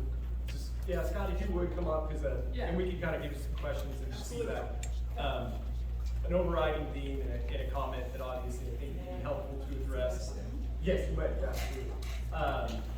Is related to the easement, and I think there's been, I've heard it multiple times, and I think there's obviously quite a bit of concern about the comment that the easement or the agreement underlying the easement's expired. And I'll just state again, from my experience, and my understanding, easements generally run with the land in perpetuity. They wouldn't expire, and so I think if you give us at least a brief outline, because I'm sure we'll have more questions on it. Can you address how you interpret that? Because I understand easements, generally easements that run with the land go in perpetuity, so they don't expire. And that is, I guess, the constitution of the agreement that's recorded, and easements convey generally ownership of that right to access. Is that, for lack of a better term? So can you address that? Because I know that's a concern I think we're gonna have a few questions on. I think so, and I think there's just a bit of clarity to distinguish from my use of the word easement versus agreement, right? So I fully agree and affirm that the easement is in full effect, remains in effect to this day, it will until it's canceled or quitclaimed or whatever. So yeah, the easement itself is absolutely in effect, and like I said before, it's a non-exclusive public use access easement for things like fishing, hiking, bird watching, etc. The agreement that I was speaking to, and there was a separate agreement, and when I make reference to the word agreement, the Forest Service engages in formal agreements with a multitude of parties that have a multitude of types to them. So whatever agreement it was that was in place was distinct from the easement. So the easement is a land record title type of thing. The agreement is just what an agreement is, jointly agreed upon terms and conditions of how something would go. My understanding is that the agreement that was developed was for the mechanics of performing the land transfer and enhancing the site at Loveland. The parking lot, the bathroom, the gate, the trail, etc. That's what the agreement was all about. The agreement expired of its own accord. I heard some expressions that there was an MOU. An MOU is not an agreement. An MOU is an MOU. And like someone else said, it is non-binding. And either party can terminate it at any time. That's not what I'm referring to, though. The agreement I'm referring to was the document, the legal document between both parties that facilitated the land transfer. That is what has expired and is no longer in effect. It didn't have any terms really associated with it in terms of the use, what type of thing could be done or not done, how times a year, times a day, whatever. That really wasn't contained in the agreement as far as I understand. What was contained was, we're gonna give you this land, you're gonna give us that land, and so forth. So that's what I'm speaking to when I say the agreement has expired. The easement is in fact still in place, still in effect, absolutely for the terms that went through. And so the easement is still in place, and the easement outlines shoreline access from sunrise to sunset. Is that, that's a fair statement? Yep. Okay, we've got that clarified. Yeah, I'm gonna recognize you as you raise your hand. Everybody, let's be respectful of each other, we can go in order, but. I take it the agreement was a recorded document between both parties? It was a official document. I don't know that it was recorded. Typically, when they do those, they will record them, so it stays in that state. And then in the language in there, if there was a sunset date in there, that also was shown in there when it sunsets. My understanding is it was a 5-year agreement. And at least to provide some clarity, because I'm trying to understand this as well. If I grant an easement, and in this case, the Forest Service granted an easement in exchange for something, it's similar to like purchasing a property. Generally, the agreement would be like the purchase and sale agreement. You're gonna sell this property, and that's an agreement. Those aren't recorded. What's recorded is the transfer of title or recordation of the easement. And so, just again, clarification, the easement's recorded, is in full force and effect. Yeah. That's what outlines shoreline access, Records sunset. for the county and so. Sunrise to Yeah, sunset. exactly. Okay. I want to get that understanding. Fine. Okay. It's my understanding, the last time that the people were here from Sweetwater, there was some conversation about charging a fee to be using the lake. Has that come to fruition, or is that still up in the air? I have not heard any actual official moves towards a fee being set up. It is something the Forest Service does in certain areas of the forest in order to enhance revenue, to be able to turn that revenue back into that site, and be able to provide security, provide bathrooms, parking, interpretation, etc. It could be an option at this site, but I appreciate, many people appreciate Loveland for the fact that it doesn't have a fee.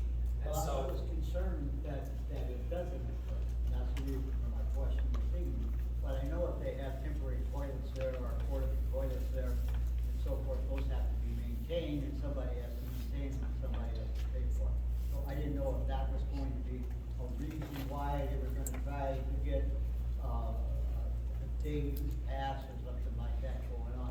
But if it hasn't occurred, I would recommend that it doesn't occur.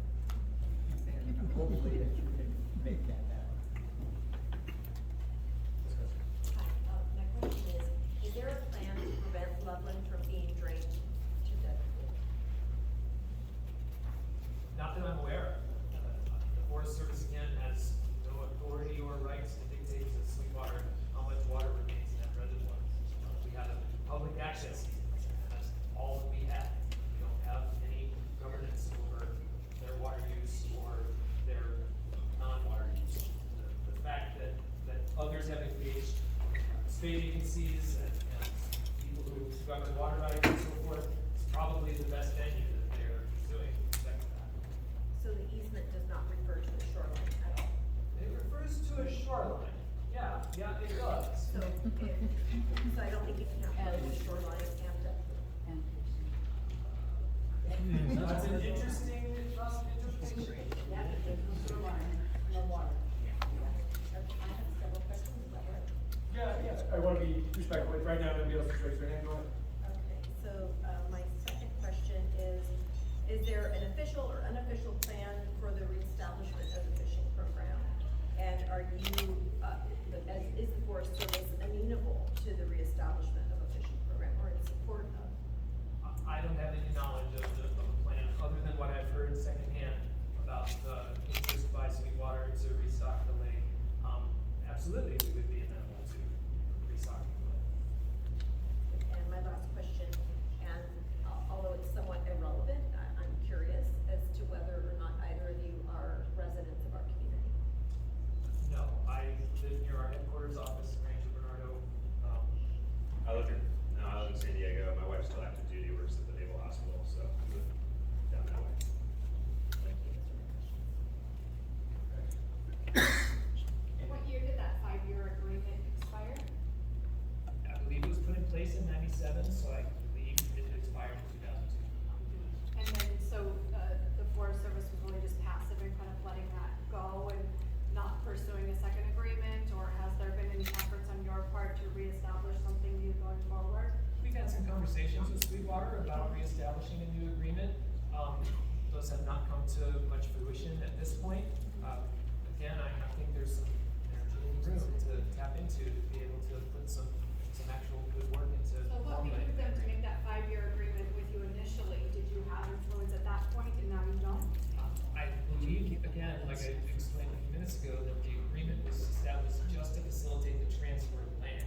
But It are we didn't talking go- about the sunrise to sunset part of that? That's the easement. That's in the easement, and the easement is still in place and is still in effect.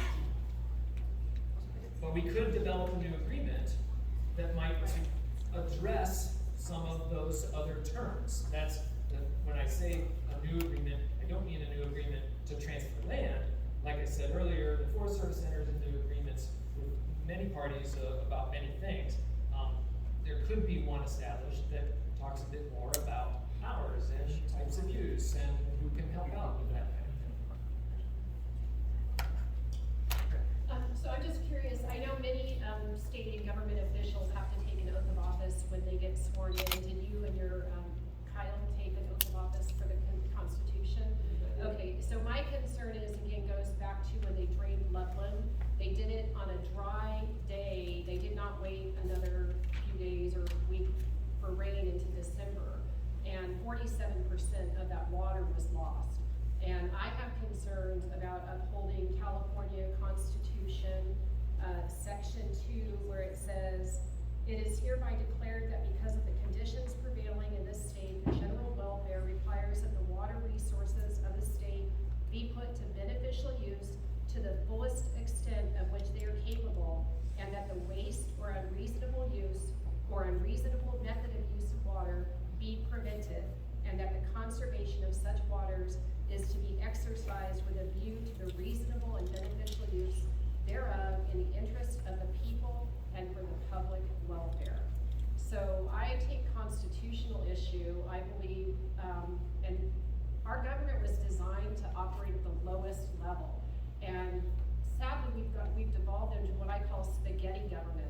What that means is, I go to many chambers and I see this all the time. They will get away, they throw it to the wall, see what sticks, see anybody complains. If you complain, they'll back off a little bit. But when it's just us as an advisory group complain, or a community that they don't care about because we don't vote them in, maybe we should be able to vote them in, they just blow us off. So we are looking for stewardship and for our government to work for us and for you to help us enforce the California Constitution and to hold them accountable. And I'll be very clear, 30% is my limit. It should never go below 30%, and that's a hill I'll die on for this community. And I'm looking to you and asking you to please help us in that fight. If anything, just to uphold the California Constitution.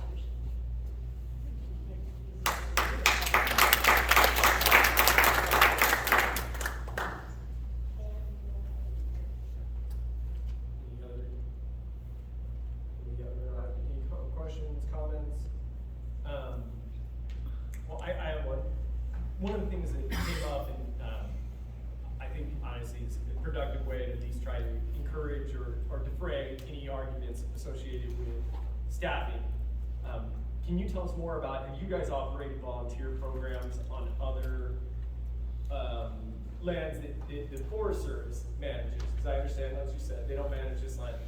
How do those look in some of the other examples? Just for information, because that hopefully can give us some guidance on how to go on this. Yeah, I mean, we rely on the Laguna Mountain Visitor, our volunteer association, to manage our visitor center in Mount Laguna. If any of you have been up there, that's who's staffing that. It's not Forest Service employees. We don't frankly have the capacity to do that. So that's one example. We also work very closely with groups like, I've heard some of the names thrown out today, but San Diego Mountain Bike Association does a ton of trail work for us. San Diego Ultra Runners, Surf, I think the gentleman up here mentioned, Mr. Allen. Several other partners kind of along that vein help us with just like routine work. So there's all kinds of different ways in which we have volunteers that come in just on an individual basis, that come in, Mondays and Fridays, often retirees that go help clean restrooms. There's a whole myriad of ways in which we work with volunteers. There's volunteer agreements we ask people to sign. That's an important part, just to, as a kind of an agreement, just like we talked about how there's multiple types of agreements in the Forest Service. That's probably the most simple form, right? It's a volunteer agreement with a member of the public. So. Yeah, and the reason I asked the question is just because I'm looking, I understand that a lot of different groups use the unorganized volunteers, and they're kind of on an as-needed basis. But so do you guys have some, like where you staff your the Mount Laguna Recreation Office?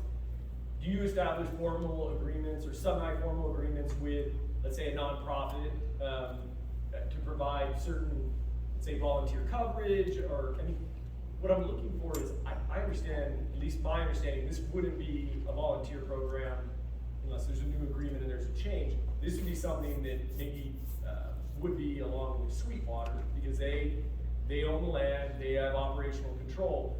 But the framework that you guys have established in other areas would be really beneficial to share, because it might be a path of a proposal to say, hey, if the issue is staff from Sweetwater needing to close early instead of, some went down right now, right? So about 7:15. Could we get some of that information? If you'd share it, I'd be happy to disseminate it out. The idea of giving a framework that we could try to model an agreement as a proposal might be at least one beneficial way of addressing some of the issues they're raising as far as not maintaining the sunrise to sunset. I think that's in addition to the request, and I think the overriding theme is they'd like to see the existing easement enforced. And I know that's something that you guys have, you as owners of the easement, have some role to play. Probably the biggest role that we could ask for would be support in enforcing the existing easement to its extent, fullest extent, which is sunrise to sunset, not 9 to 5. So, but the framework of the volunteer program, I think would be very beneficial to give guidance to some of this energy to figure out how do we kind of start chipping away at other arguments. Mike? Yes. When Sweetwater Authority was here at the last meeting, they made it very clear to everyone that was assembled that they have full control over the operation of the reservoir. As far as the ratepayers go, they had the responsibility to make water for the residents. And they could take it to Deadpool without anybody making an issue out of it. However, that certainly contradicts what Mary just asked the question and said that you folks have more authority than Sweetwater. So this is really a tremendous conflict, and she brought up an extremely good point, and I certainly would like to see some effort on your part to back up what Mary's saying, to go back to Sweetwater and say, hey, you cannot take this to Deadpool because you don't have the authority to do it. They made it very clear, because I also asked about the Corps of Engineers, that they should get involved in this as well. Unfortunately, the Corps of Engineers did not take a very positive stand when I spoke with them. So this is a really important issue for everybody here at this assembly tonight, what Mary came up with, and I certainly would like to have you enforce that or find out where, if there is some control that your body has to make this occur so it does not go to Deadpool. And I would really appreciate your feedback and feedback to this organization that you can do something to control their efforts to drop this to Deadpool. Thank you.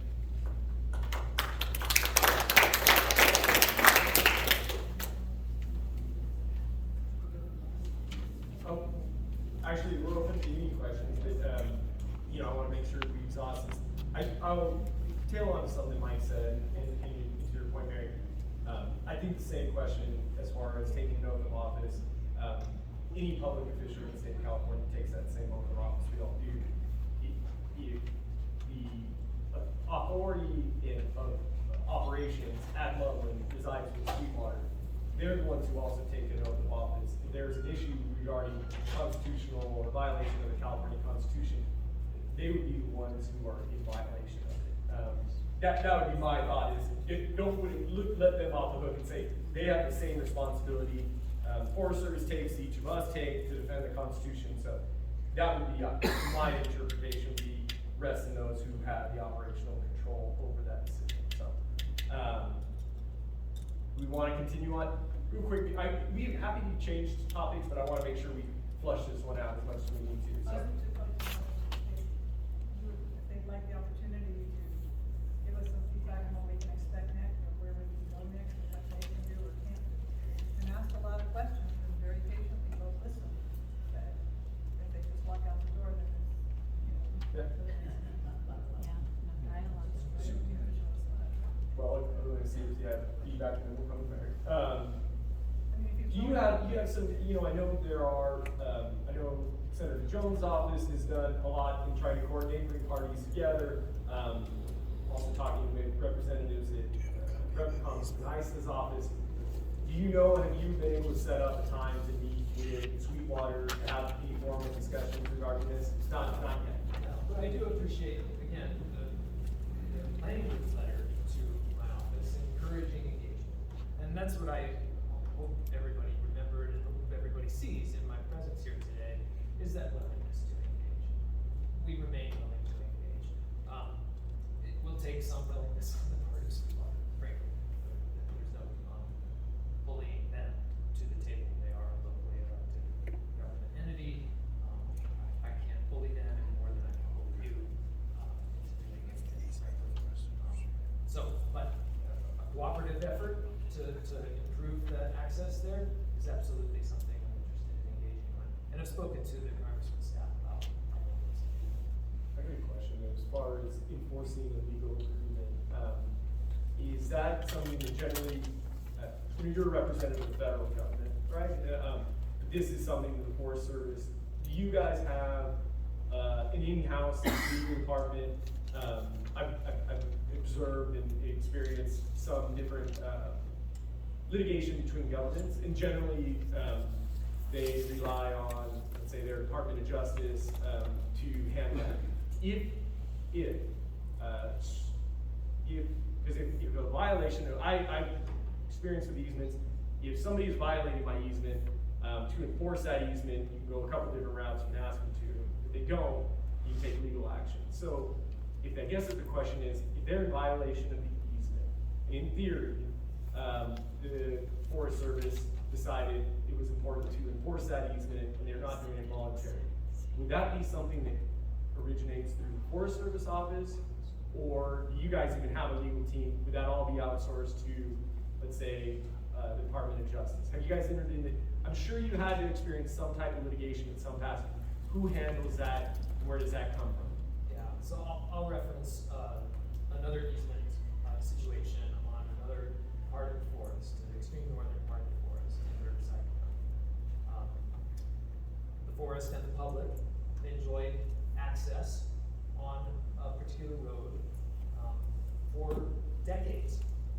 And a landowner, private landowner, at the bottom of that road, decided they had had enough traffic going through their property, and they put a gate. The advice I've received from my legal counsel is that we have no recourse. The recourse sits with the public, who has had their access. So in that case, you owned an easement, and the public had an easement. In that case, we did not own an easement. Okay. We did not have anything other than, open and notorious use. Okay. So maybe a prescriptive easement. Maybe a prescriptive easement. That's We what would have to try exercise that. Yeah, but then that's when it's cheap. Yeah, but so in that case though, you guys did not actually, you weren't the holders of the easement in that case. Unless we were to try to exercise a prescriptive easement, right, that's correct. Okay.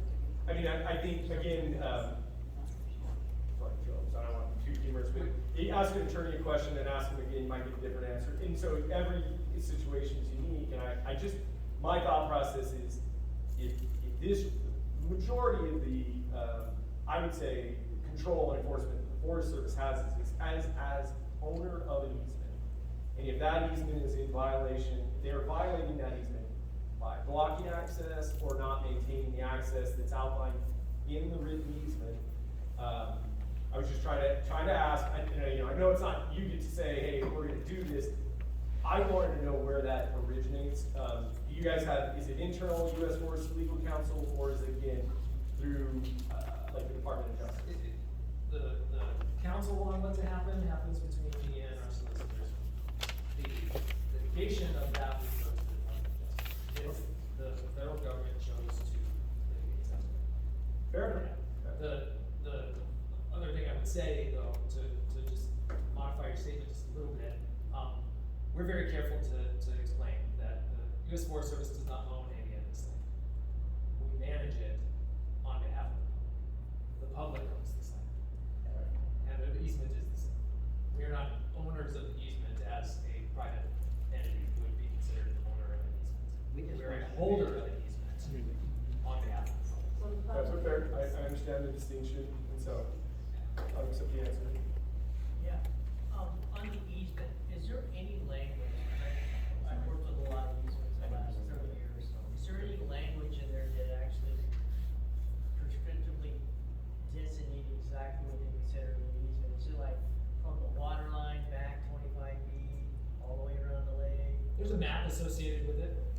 So. Yeah, so it outlines what the easement covers, what that map does. So, but if, so say the water goes down the dead hole, and now you got a little puddle in the middle of this big giant circle, but you only own, you only monitor 40 feet of it, it's not even close to the water. Right. So that's where it starts getting really cloud. Yeah, like he said, you ask the lawyer that question, then you ask him 20 minutes later, well, that thing just changed. The text of the easement describes shoreline access. The map of the easement shows exactly where that shoreline is. So is there a condition then that they have to maintain that shoreline? Not in the easement, no. And again, this is not in defense at all. I think you always want to make sure you look at things in two different ways. The easement's not necessarily defined by shoreline. We're talking about where there's an active draining of the water. But there are reservoirs that have dried up on their own, and I think it's important to recognize it's not just associated with water. There is an easement in place regardless of there's a shoreline, because things cut both ways, and if it dried up on natural causes, can they say, your easement's gone, there's no water, there's no shoreline, this easement still exists, right? So it's not, I know we want to use it in certain ways as far as saying defining shoreline, but that cuts both ways. You can't say, well, what if the shoreline goes away through no fault of their own or no actions of their own? That doesn't mean the easement goes away either, so. Mary, So I just take wanted your vision. to say that about the constitutional thing, you know, I feel like we are, and the community probably knows, we are an advisory group only, we are essentially a toothless tiger.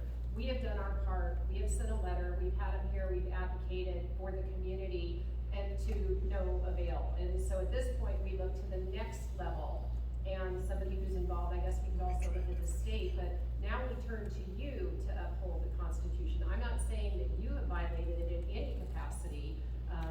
Sweetwater gives me doubts, but yeah, but for you, I'm asking you guys to remember that oath and to remember the community here that's vulnerable during a fire, the wildlife. I hear so much about environmentalism, so I would really urge you to get involved and advocate. And then I will leave you with this question.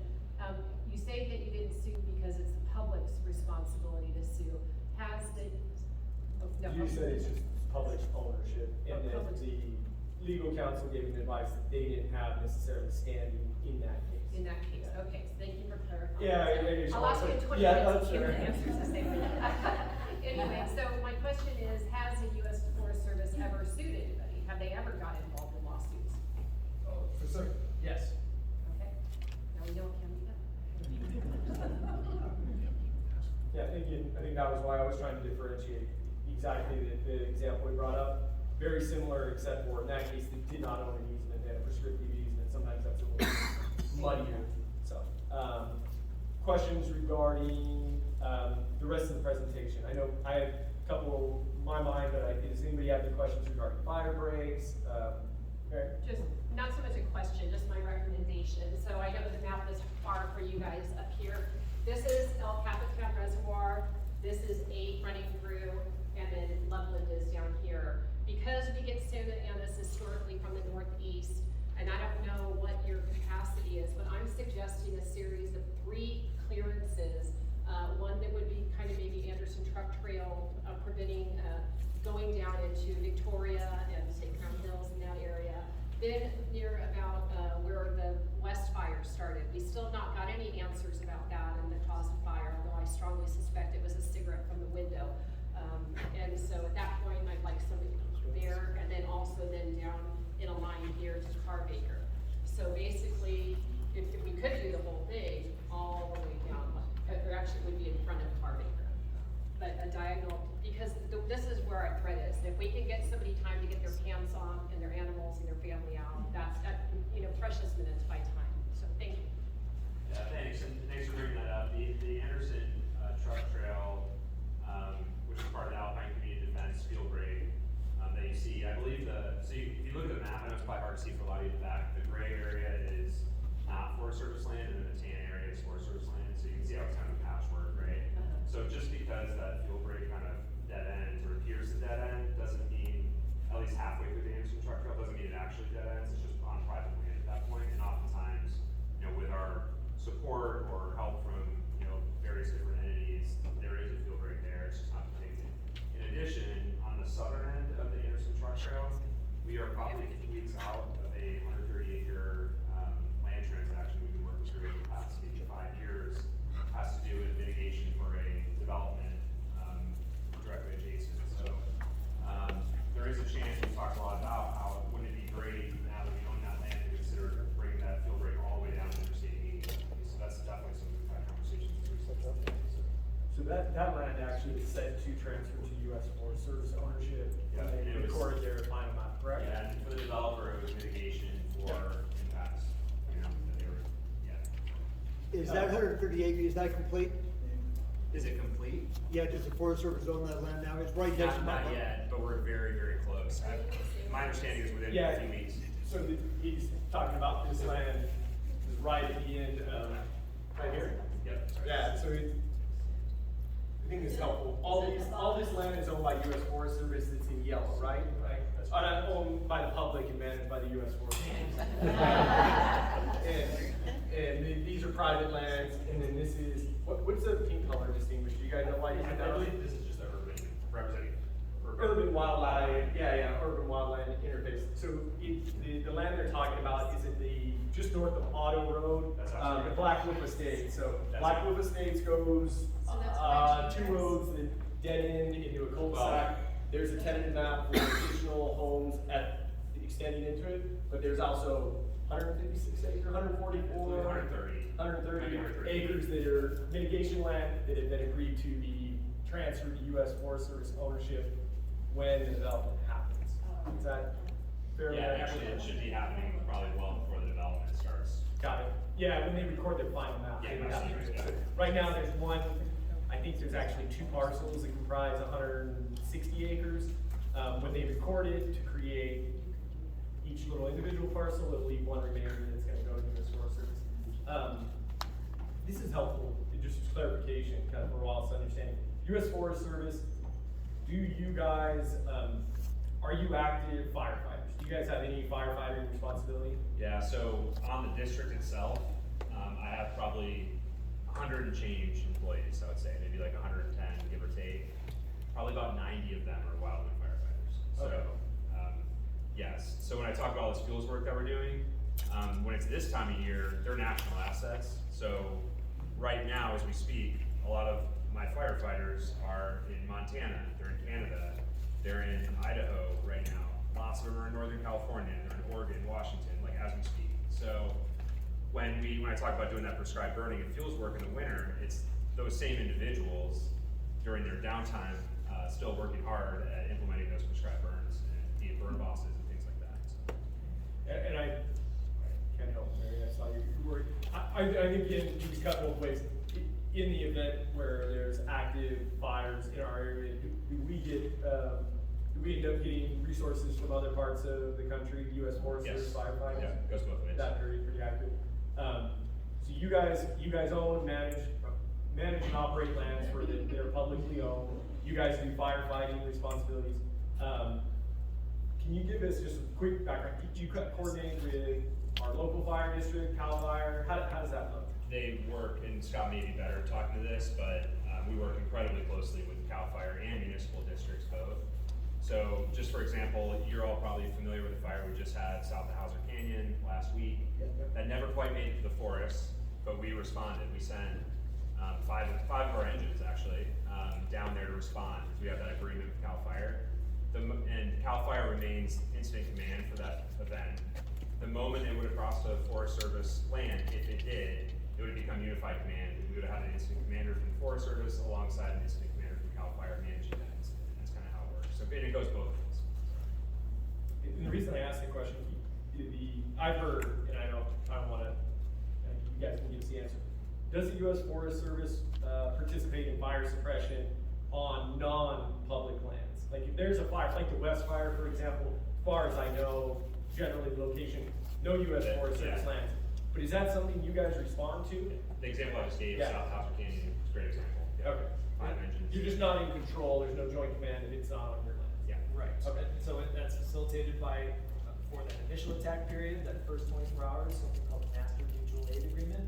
Basically, everybody comes and fights the fire, doesn't matter what stripes you have on your engine or who you work for, the firefight is a collective effort and we're all there for it. After that time frame, another agreement kicks into place, and so there's an opportunity for agencies and governments to share funds back and forth. If most of the effort is on federal land or if most of the effort is on private land, that doesn't mean that federal firefighters can't help fight fire on private land. There just might be a reimbursement that happens well after the fact. But that's well after the fact. Again, the primary effort at the time is all firefighters on deck to fight the fire wherever it happens. But you typically don't respond to residential fires.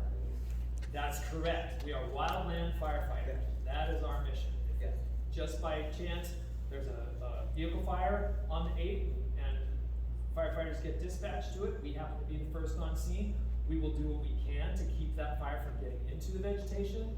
We're not as well equipped and trained as a municipal department might be to actually fight fire of that vehicle more so on a residence or Yes. structure. But if you did get in the soup and you do have a visual agreement, if you see something, then obviously, because typically when there's a fire here, it's all hands on deck. Whoever helps, you help. You never Exactly. walk away from it and say, hey, you know, that house and those kids over there, you know, you can't touch it. 'Cause I wouldn't see that happen. Well, and wildland fires encroach on communities all the time, of course, and we're there fighting those. Would it be safe to say that, like, when you guys do like vegetation, rehabilitation, like you guys would probably get like dozer crews out of, say Cal Fire, all the kids coming out of the academy, learning how to run heavy equipment, would you utilize them to help you in like a visual thing? Potentially, yeah, especially if it was something that the CAL FIRE firefighters had created, or if they were in defense of a private structure.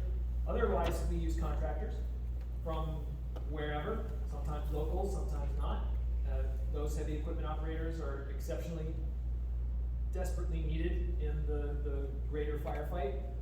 There are Forest Service bulldozers. Our forest doesn't have bulldozers that work specifically for the Cleveland, but there are bulldozers on the San Bernardino and Angeles National Forest, and if we call them and they're needed because the CAL FIRE ones aren't available, then they do that work for us. I went to a meeting with San Miguel and they were utilizing, I think it was, what's the truck trail that goes back down through the press? There's a truck trail, and what they did is at that meeting, they made an agreement saying, hey, you know, all these kids that are learning how to run this heavy equipment, we'll use it in the off-season, winter time, to go through and clean roads and do this, because they gotta learn something. You just don't go throw them in the soup when you're in the, you know, something that's really going. Because that's not the way to teach them, you gotta teach them up front so they learn. Can we make a request as a community that part of that 5.5 billion IIJA that you mentioned, that we make a specific request for that bulldozer to have in our community, or at least in East County somewhere? So the monies that we were referring to earlier are for, what I call playing offense on fire. And that's trying to reduce the impacts before the fire even starts. Those funds are not towards what I would characterize as playing defense, which is bulldozers and heli-tankers and so forth after the fire has started. So that's a whole separate line of funding, and that has been very well funded over the course of the last many years and continues to be. So, but that specific pot of money is not for bulldozers and helicopters or firefighters. It's for reducing fuel, trimming bushes, thinning out forests. Okay, and I don't know how this works, because I'm pretty new about this, but is this a time to make a motion to ask them to prioritize getting a bulldozer for this community? Yeah, I mean, we can make any motion we want. I think in general, and again, the group can kind of guide on which way to go. I think in general, it probably is helpful to give, to kind of come up with some of our feedback after this meeting as far as communications with the Forest Service, because again, I think, and I don't want to say that wouldn't fall on deaf ears. I just don't think every community in California might say, well, I want a bulldozer in our community, but there's many different things that I think are important as far as follow up on this meeting. So that's how I would generally like it. But again, we can make a motion and then we can go forward. It's not no ingredients you can do it. So I believe if maybe I'm not correct, but you have what you call a mercerator. It's like a track device that goes in and grinds up, right? And that's probably done by private contractors for you folks?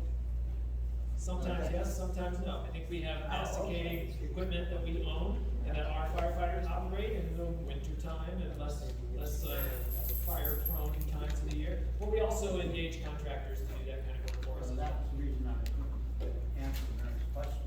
But I'm sure that that's been, the areas that you want to do that, you guys are determining where you want to bring that private contractor in there to do those fireworks. That's Is that exactly correct? Yes. So to have a bulldozer online just for Alpine, I don't think that's gonna happen. The other way, they're doing it with the private contractor, they could probably require it to help us, Alpine, to keep these fireworks. Yeah, and sometimes that's the most efficient way, is through private contractors, the most responsive way. yeah, and it's not a perfect analogy. I'll give one. parking lots with designated parking spaces are less efficient than open parking because a lot of times there's open parking. So my understanding of the way most of the federal government's gonna work with their allocation of resources, they're generally not gonna say, this bulldozer is gonna stay in this community forever. They're gonna use it where that is needed, so. But I mean, I don't know that it's not worth it, you could actually make that motion, but I think that's kind of how they're gonna continue to operate. We can regroup and talk. My sister was saying, you don't ask, you don't get. So Yeah. let's go. Okay. Another example is we have a Type 1 helicopter we have in Forest. It's a contracted helicopter out at Kitchen Creek Heli Base, right off the 8, and it comes for 6 months of the year on contract. So it's kind of similar situation. Any other questions from the group? All right. Any motions, any actions? Greg, we're gonna have open discussion right afterwards. Everybody will have an opportunity. And I think they'll stick around for a couple more minutes. But I wanna keep, again, once we pull it up to the group, we're on group discussion, then we'll come back for one more open discussion. So unless we have any motions, anything else, we can go ahead and close this item. Thank you guys so much. If you would hang out for a couple minutes, we might have a couple more public comment, but I appreciate you guys coming out, moving in touch. Thank you so much. Next item on the agenda, capital improvement projects along county maintained roads. We have recommendations, we have a priority list. Does anybody want to put forth any action items for this? Is anybody here from the public here to speak on this item? It's capital improvement projects along publicly maintained roads in the community Alpine, such as the addition of sidewalks, the addition of stoplights, the addition of stop signs. John? Mine is good, similar area, heading towards Loveland, off of South Creek. Yes. Not CHRT direct, but I think it's already in the community plan, it's sunshine pedestrian and or safer bike / horse access, ramps of sorts. But that having bikes riding to east of Hoppitville with no shoulder and no lane, no pedestrian access and no access from Alpine or any of the user groups, except for no shoulder drop on South Trade, on the east of Hoppitville. I mean, I think there's a lot of areas where we'd have more bike lanes along the top of it. Any other public comment on this item? Group comment? Do you want to take any action tonight on this item? All right, so no action on that item as well. Group business, any subcommittee chairs have a list of subcommittee members they'd like to put forth for approval. Hearing none, seeing none. Subcommittee reports. Any subcommittee reports? Design reviews not here. Any other subcommittees? Officer reports. I do have a couple. I am going to be circulating a list of, I attended a meeting with Supervisor Joel Anderson. He invited chairs to the East County Chamber of Commerce. He went over a list of existing petitions that they have open. Some of them are related to classification of crimes for sexually violent predators. Some of them are related to SANDAG. I'm going to circulate it, and I actually, Darlene, I really like it. You just got it today. They just got it to us today. I'd really like this to go on Facebook because it'd be an opportunity for any members of the public to endorse or sign on to these petitions. While I was there, I was able to sign all 6 petitions.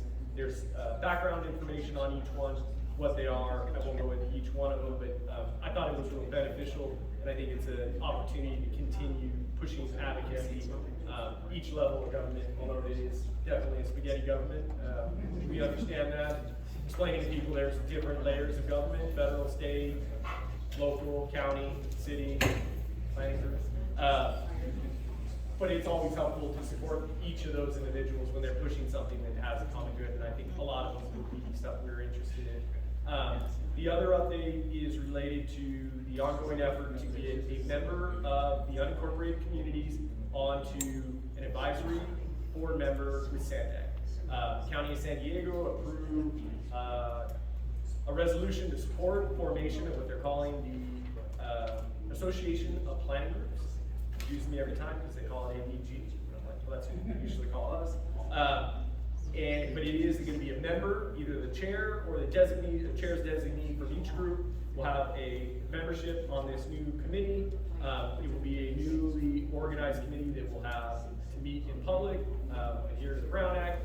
But the main goal is to, from that committee, put forth a application to SANDAG to put a member of the unincorporated communities as a permanent role on SANDAG.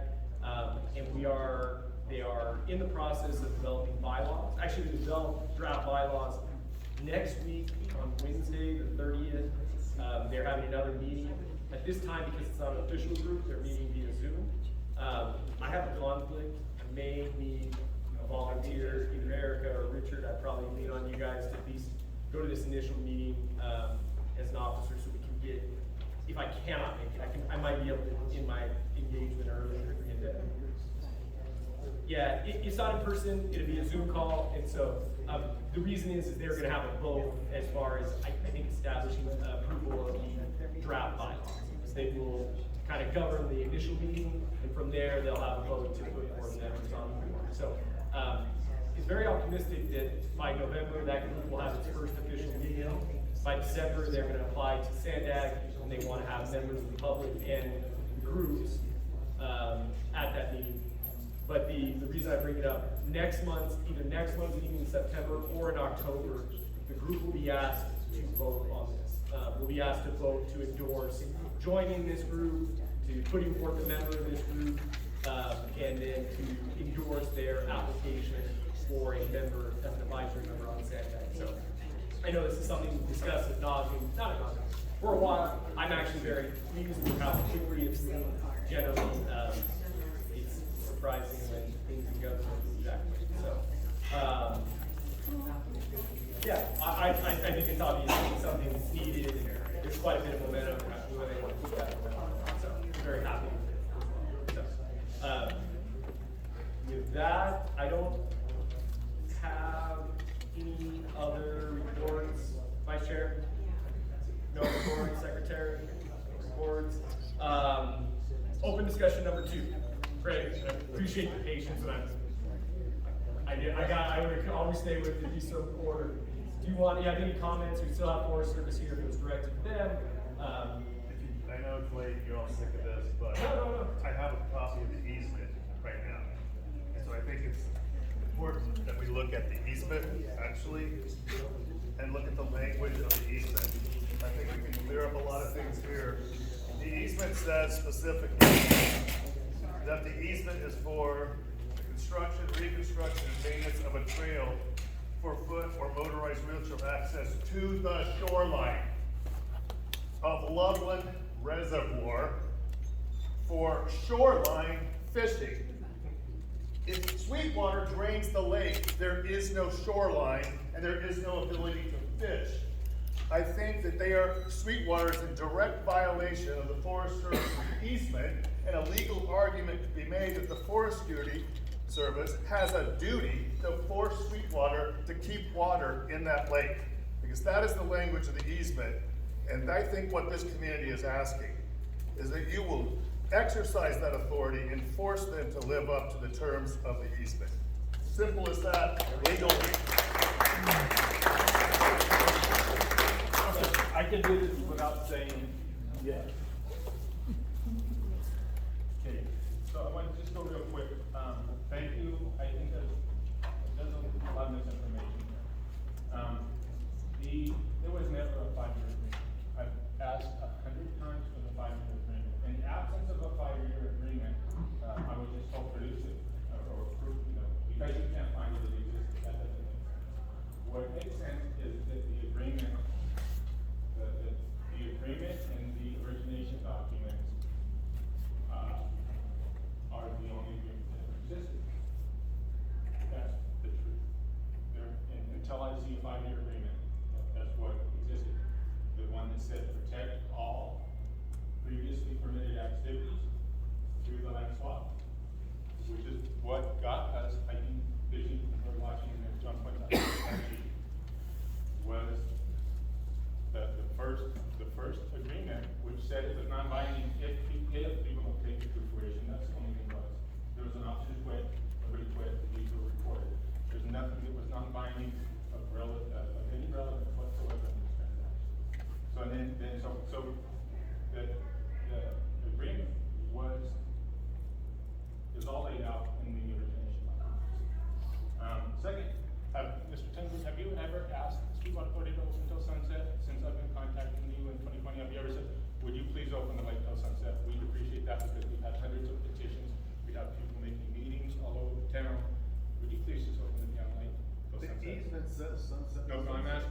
have you ever asked them to open the lake till sunset since I started talking to you in the spring of 2020? I believe Ranger Hire talked to them about that. I don't think so. I don't have any proof. Can you give me, Hire's still in the Forest Service now and again. Can you ask him to produce a document where he asked them to open it till sunset? Because what Hire did was he used his discretion to agree with the Sweetwater Authority's hours. And the only reason it closes at 6 is because Mr. Hire used his discretion to close the lake at 6 because he doesn't like me, because he wanted to win. And that's the fact. Okay? It's in the document. He didn't like me. He wanted the thing shut. It wasn't a priority. Can we get this off our table? Get rid of this belligerent guy. Nobody wants to put on their thinking caps and ask, will you open that lake until sunset? It's never been done. There's no 5-year agreement. The fishing program was the inducement for the public to accept the land swap. It's plain as the nose on your face.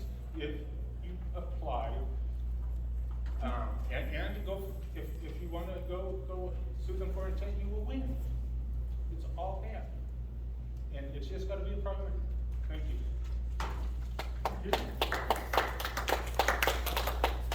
Can I just say whatever I want now? It's an opportunity for open discussion, Okay. in the audience that address it. So, Yeah. I think that this is really hard battle because it's a government, and I think the best way to win it is not going to Sweetwater, because that's been done, and you're not going to win that way. You win by public opinion. And those people at Sweetwater, not all of them, not the main guy, but the rest are elected. And we can go to their community and talk to people at the grocery stores, go door to door, take out ads, radio, get on any kind of public venue you can. I own a barber shop in Coronado. I work with military that live all over South Bend. They will listen to me. I know, this is how you sway public opinion. You tell them how it's affecting us on a personal level. You go there and you show them, like, we're just like you. You have your parks, you have our water, basically, and we don't want our homes to burn down. We want our kids to go hiking in a safe environment. We want to have fishing, that's why we moved to the country. And I don't want to go fish off a dock in the gross bay and you can't even go to the ocean right now, and IP smells like a toilet. It's disgusting out there. I want to keep this clean. This is why I moved out here. So the way to change it is not through the government at all. It's through public opinion and putting pressure on Mr. Jones's office and the higher ups in DC. So, and get on any news show you can. I would highly suggest talking to even the Mayor Wells in El Cajon. And he's also really big on the sand thing right now, as well as the Mayor of Coronado. So that's all I want to say is just go talk to people in Chula Vista and South.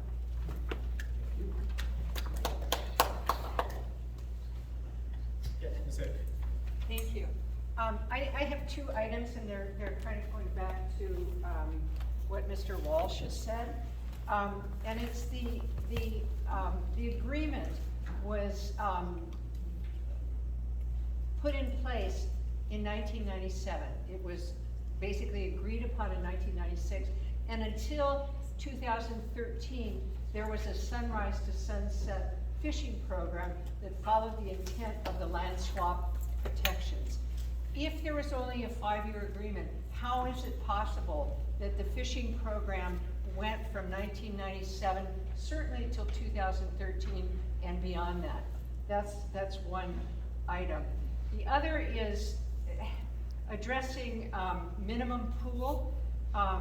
It's true that the words minimum recreational pool are not in the exchange agreement.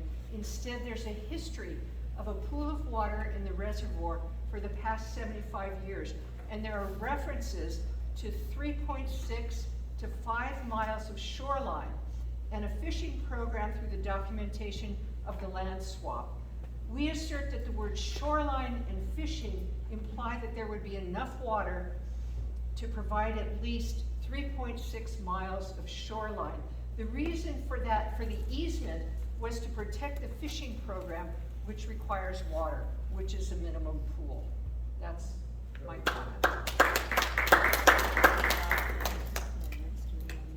Just one quick question. How, I don't know if you guys were both around when the Valley Fire happened. How important was the water in Loveland to that, fighting that fire? How important was it? I wouldn't know. I was around, but I was not actively engaged Because in we that lived, part of the we firefighting lived there to effort. see Loveland, and we saw the helicopter after helicopter after helicopter. The first step That was on my house. So.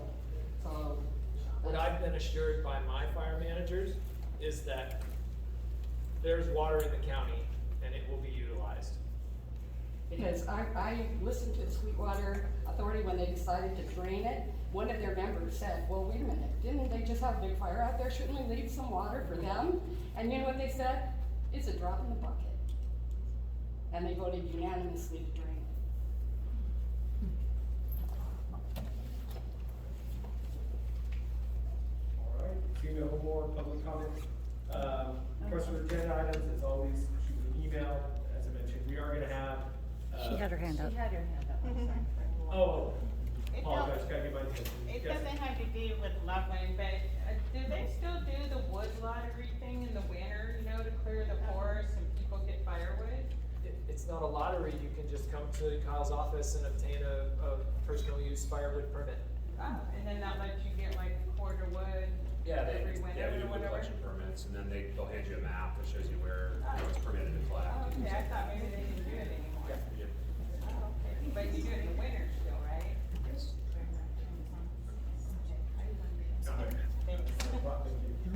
All right, again, request for agenda items, shoot me an email, approval of expenditures none, announcements and meetings. Planning group meets September 28th, planning commission on August 25th, September 22nd, board of supervisors August 29th, 30th, September 12th, 13th, 26th, and 27th. There. And I just wanted to add, SAMDAG is having in East County, a regional, 2025 regional plan meeting. Will be, I think it's the Salvation Army, the Red Shield Community Center, 1025 East Main. That's September 20th at 5:30. They provide dinner and I got childcare and interpreter service also. There's also an online one, unincorporated area, September 26th, 6 p.m. Go to SAMDAG's site, you can register for those. Thank you. I'm gonna go ahead and make a motion to adjourn. I'll second. All in favor? Aye.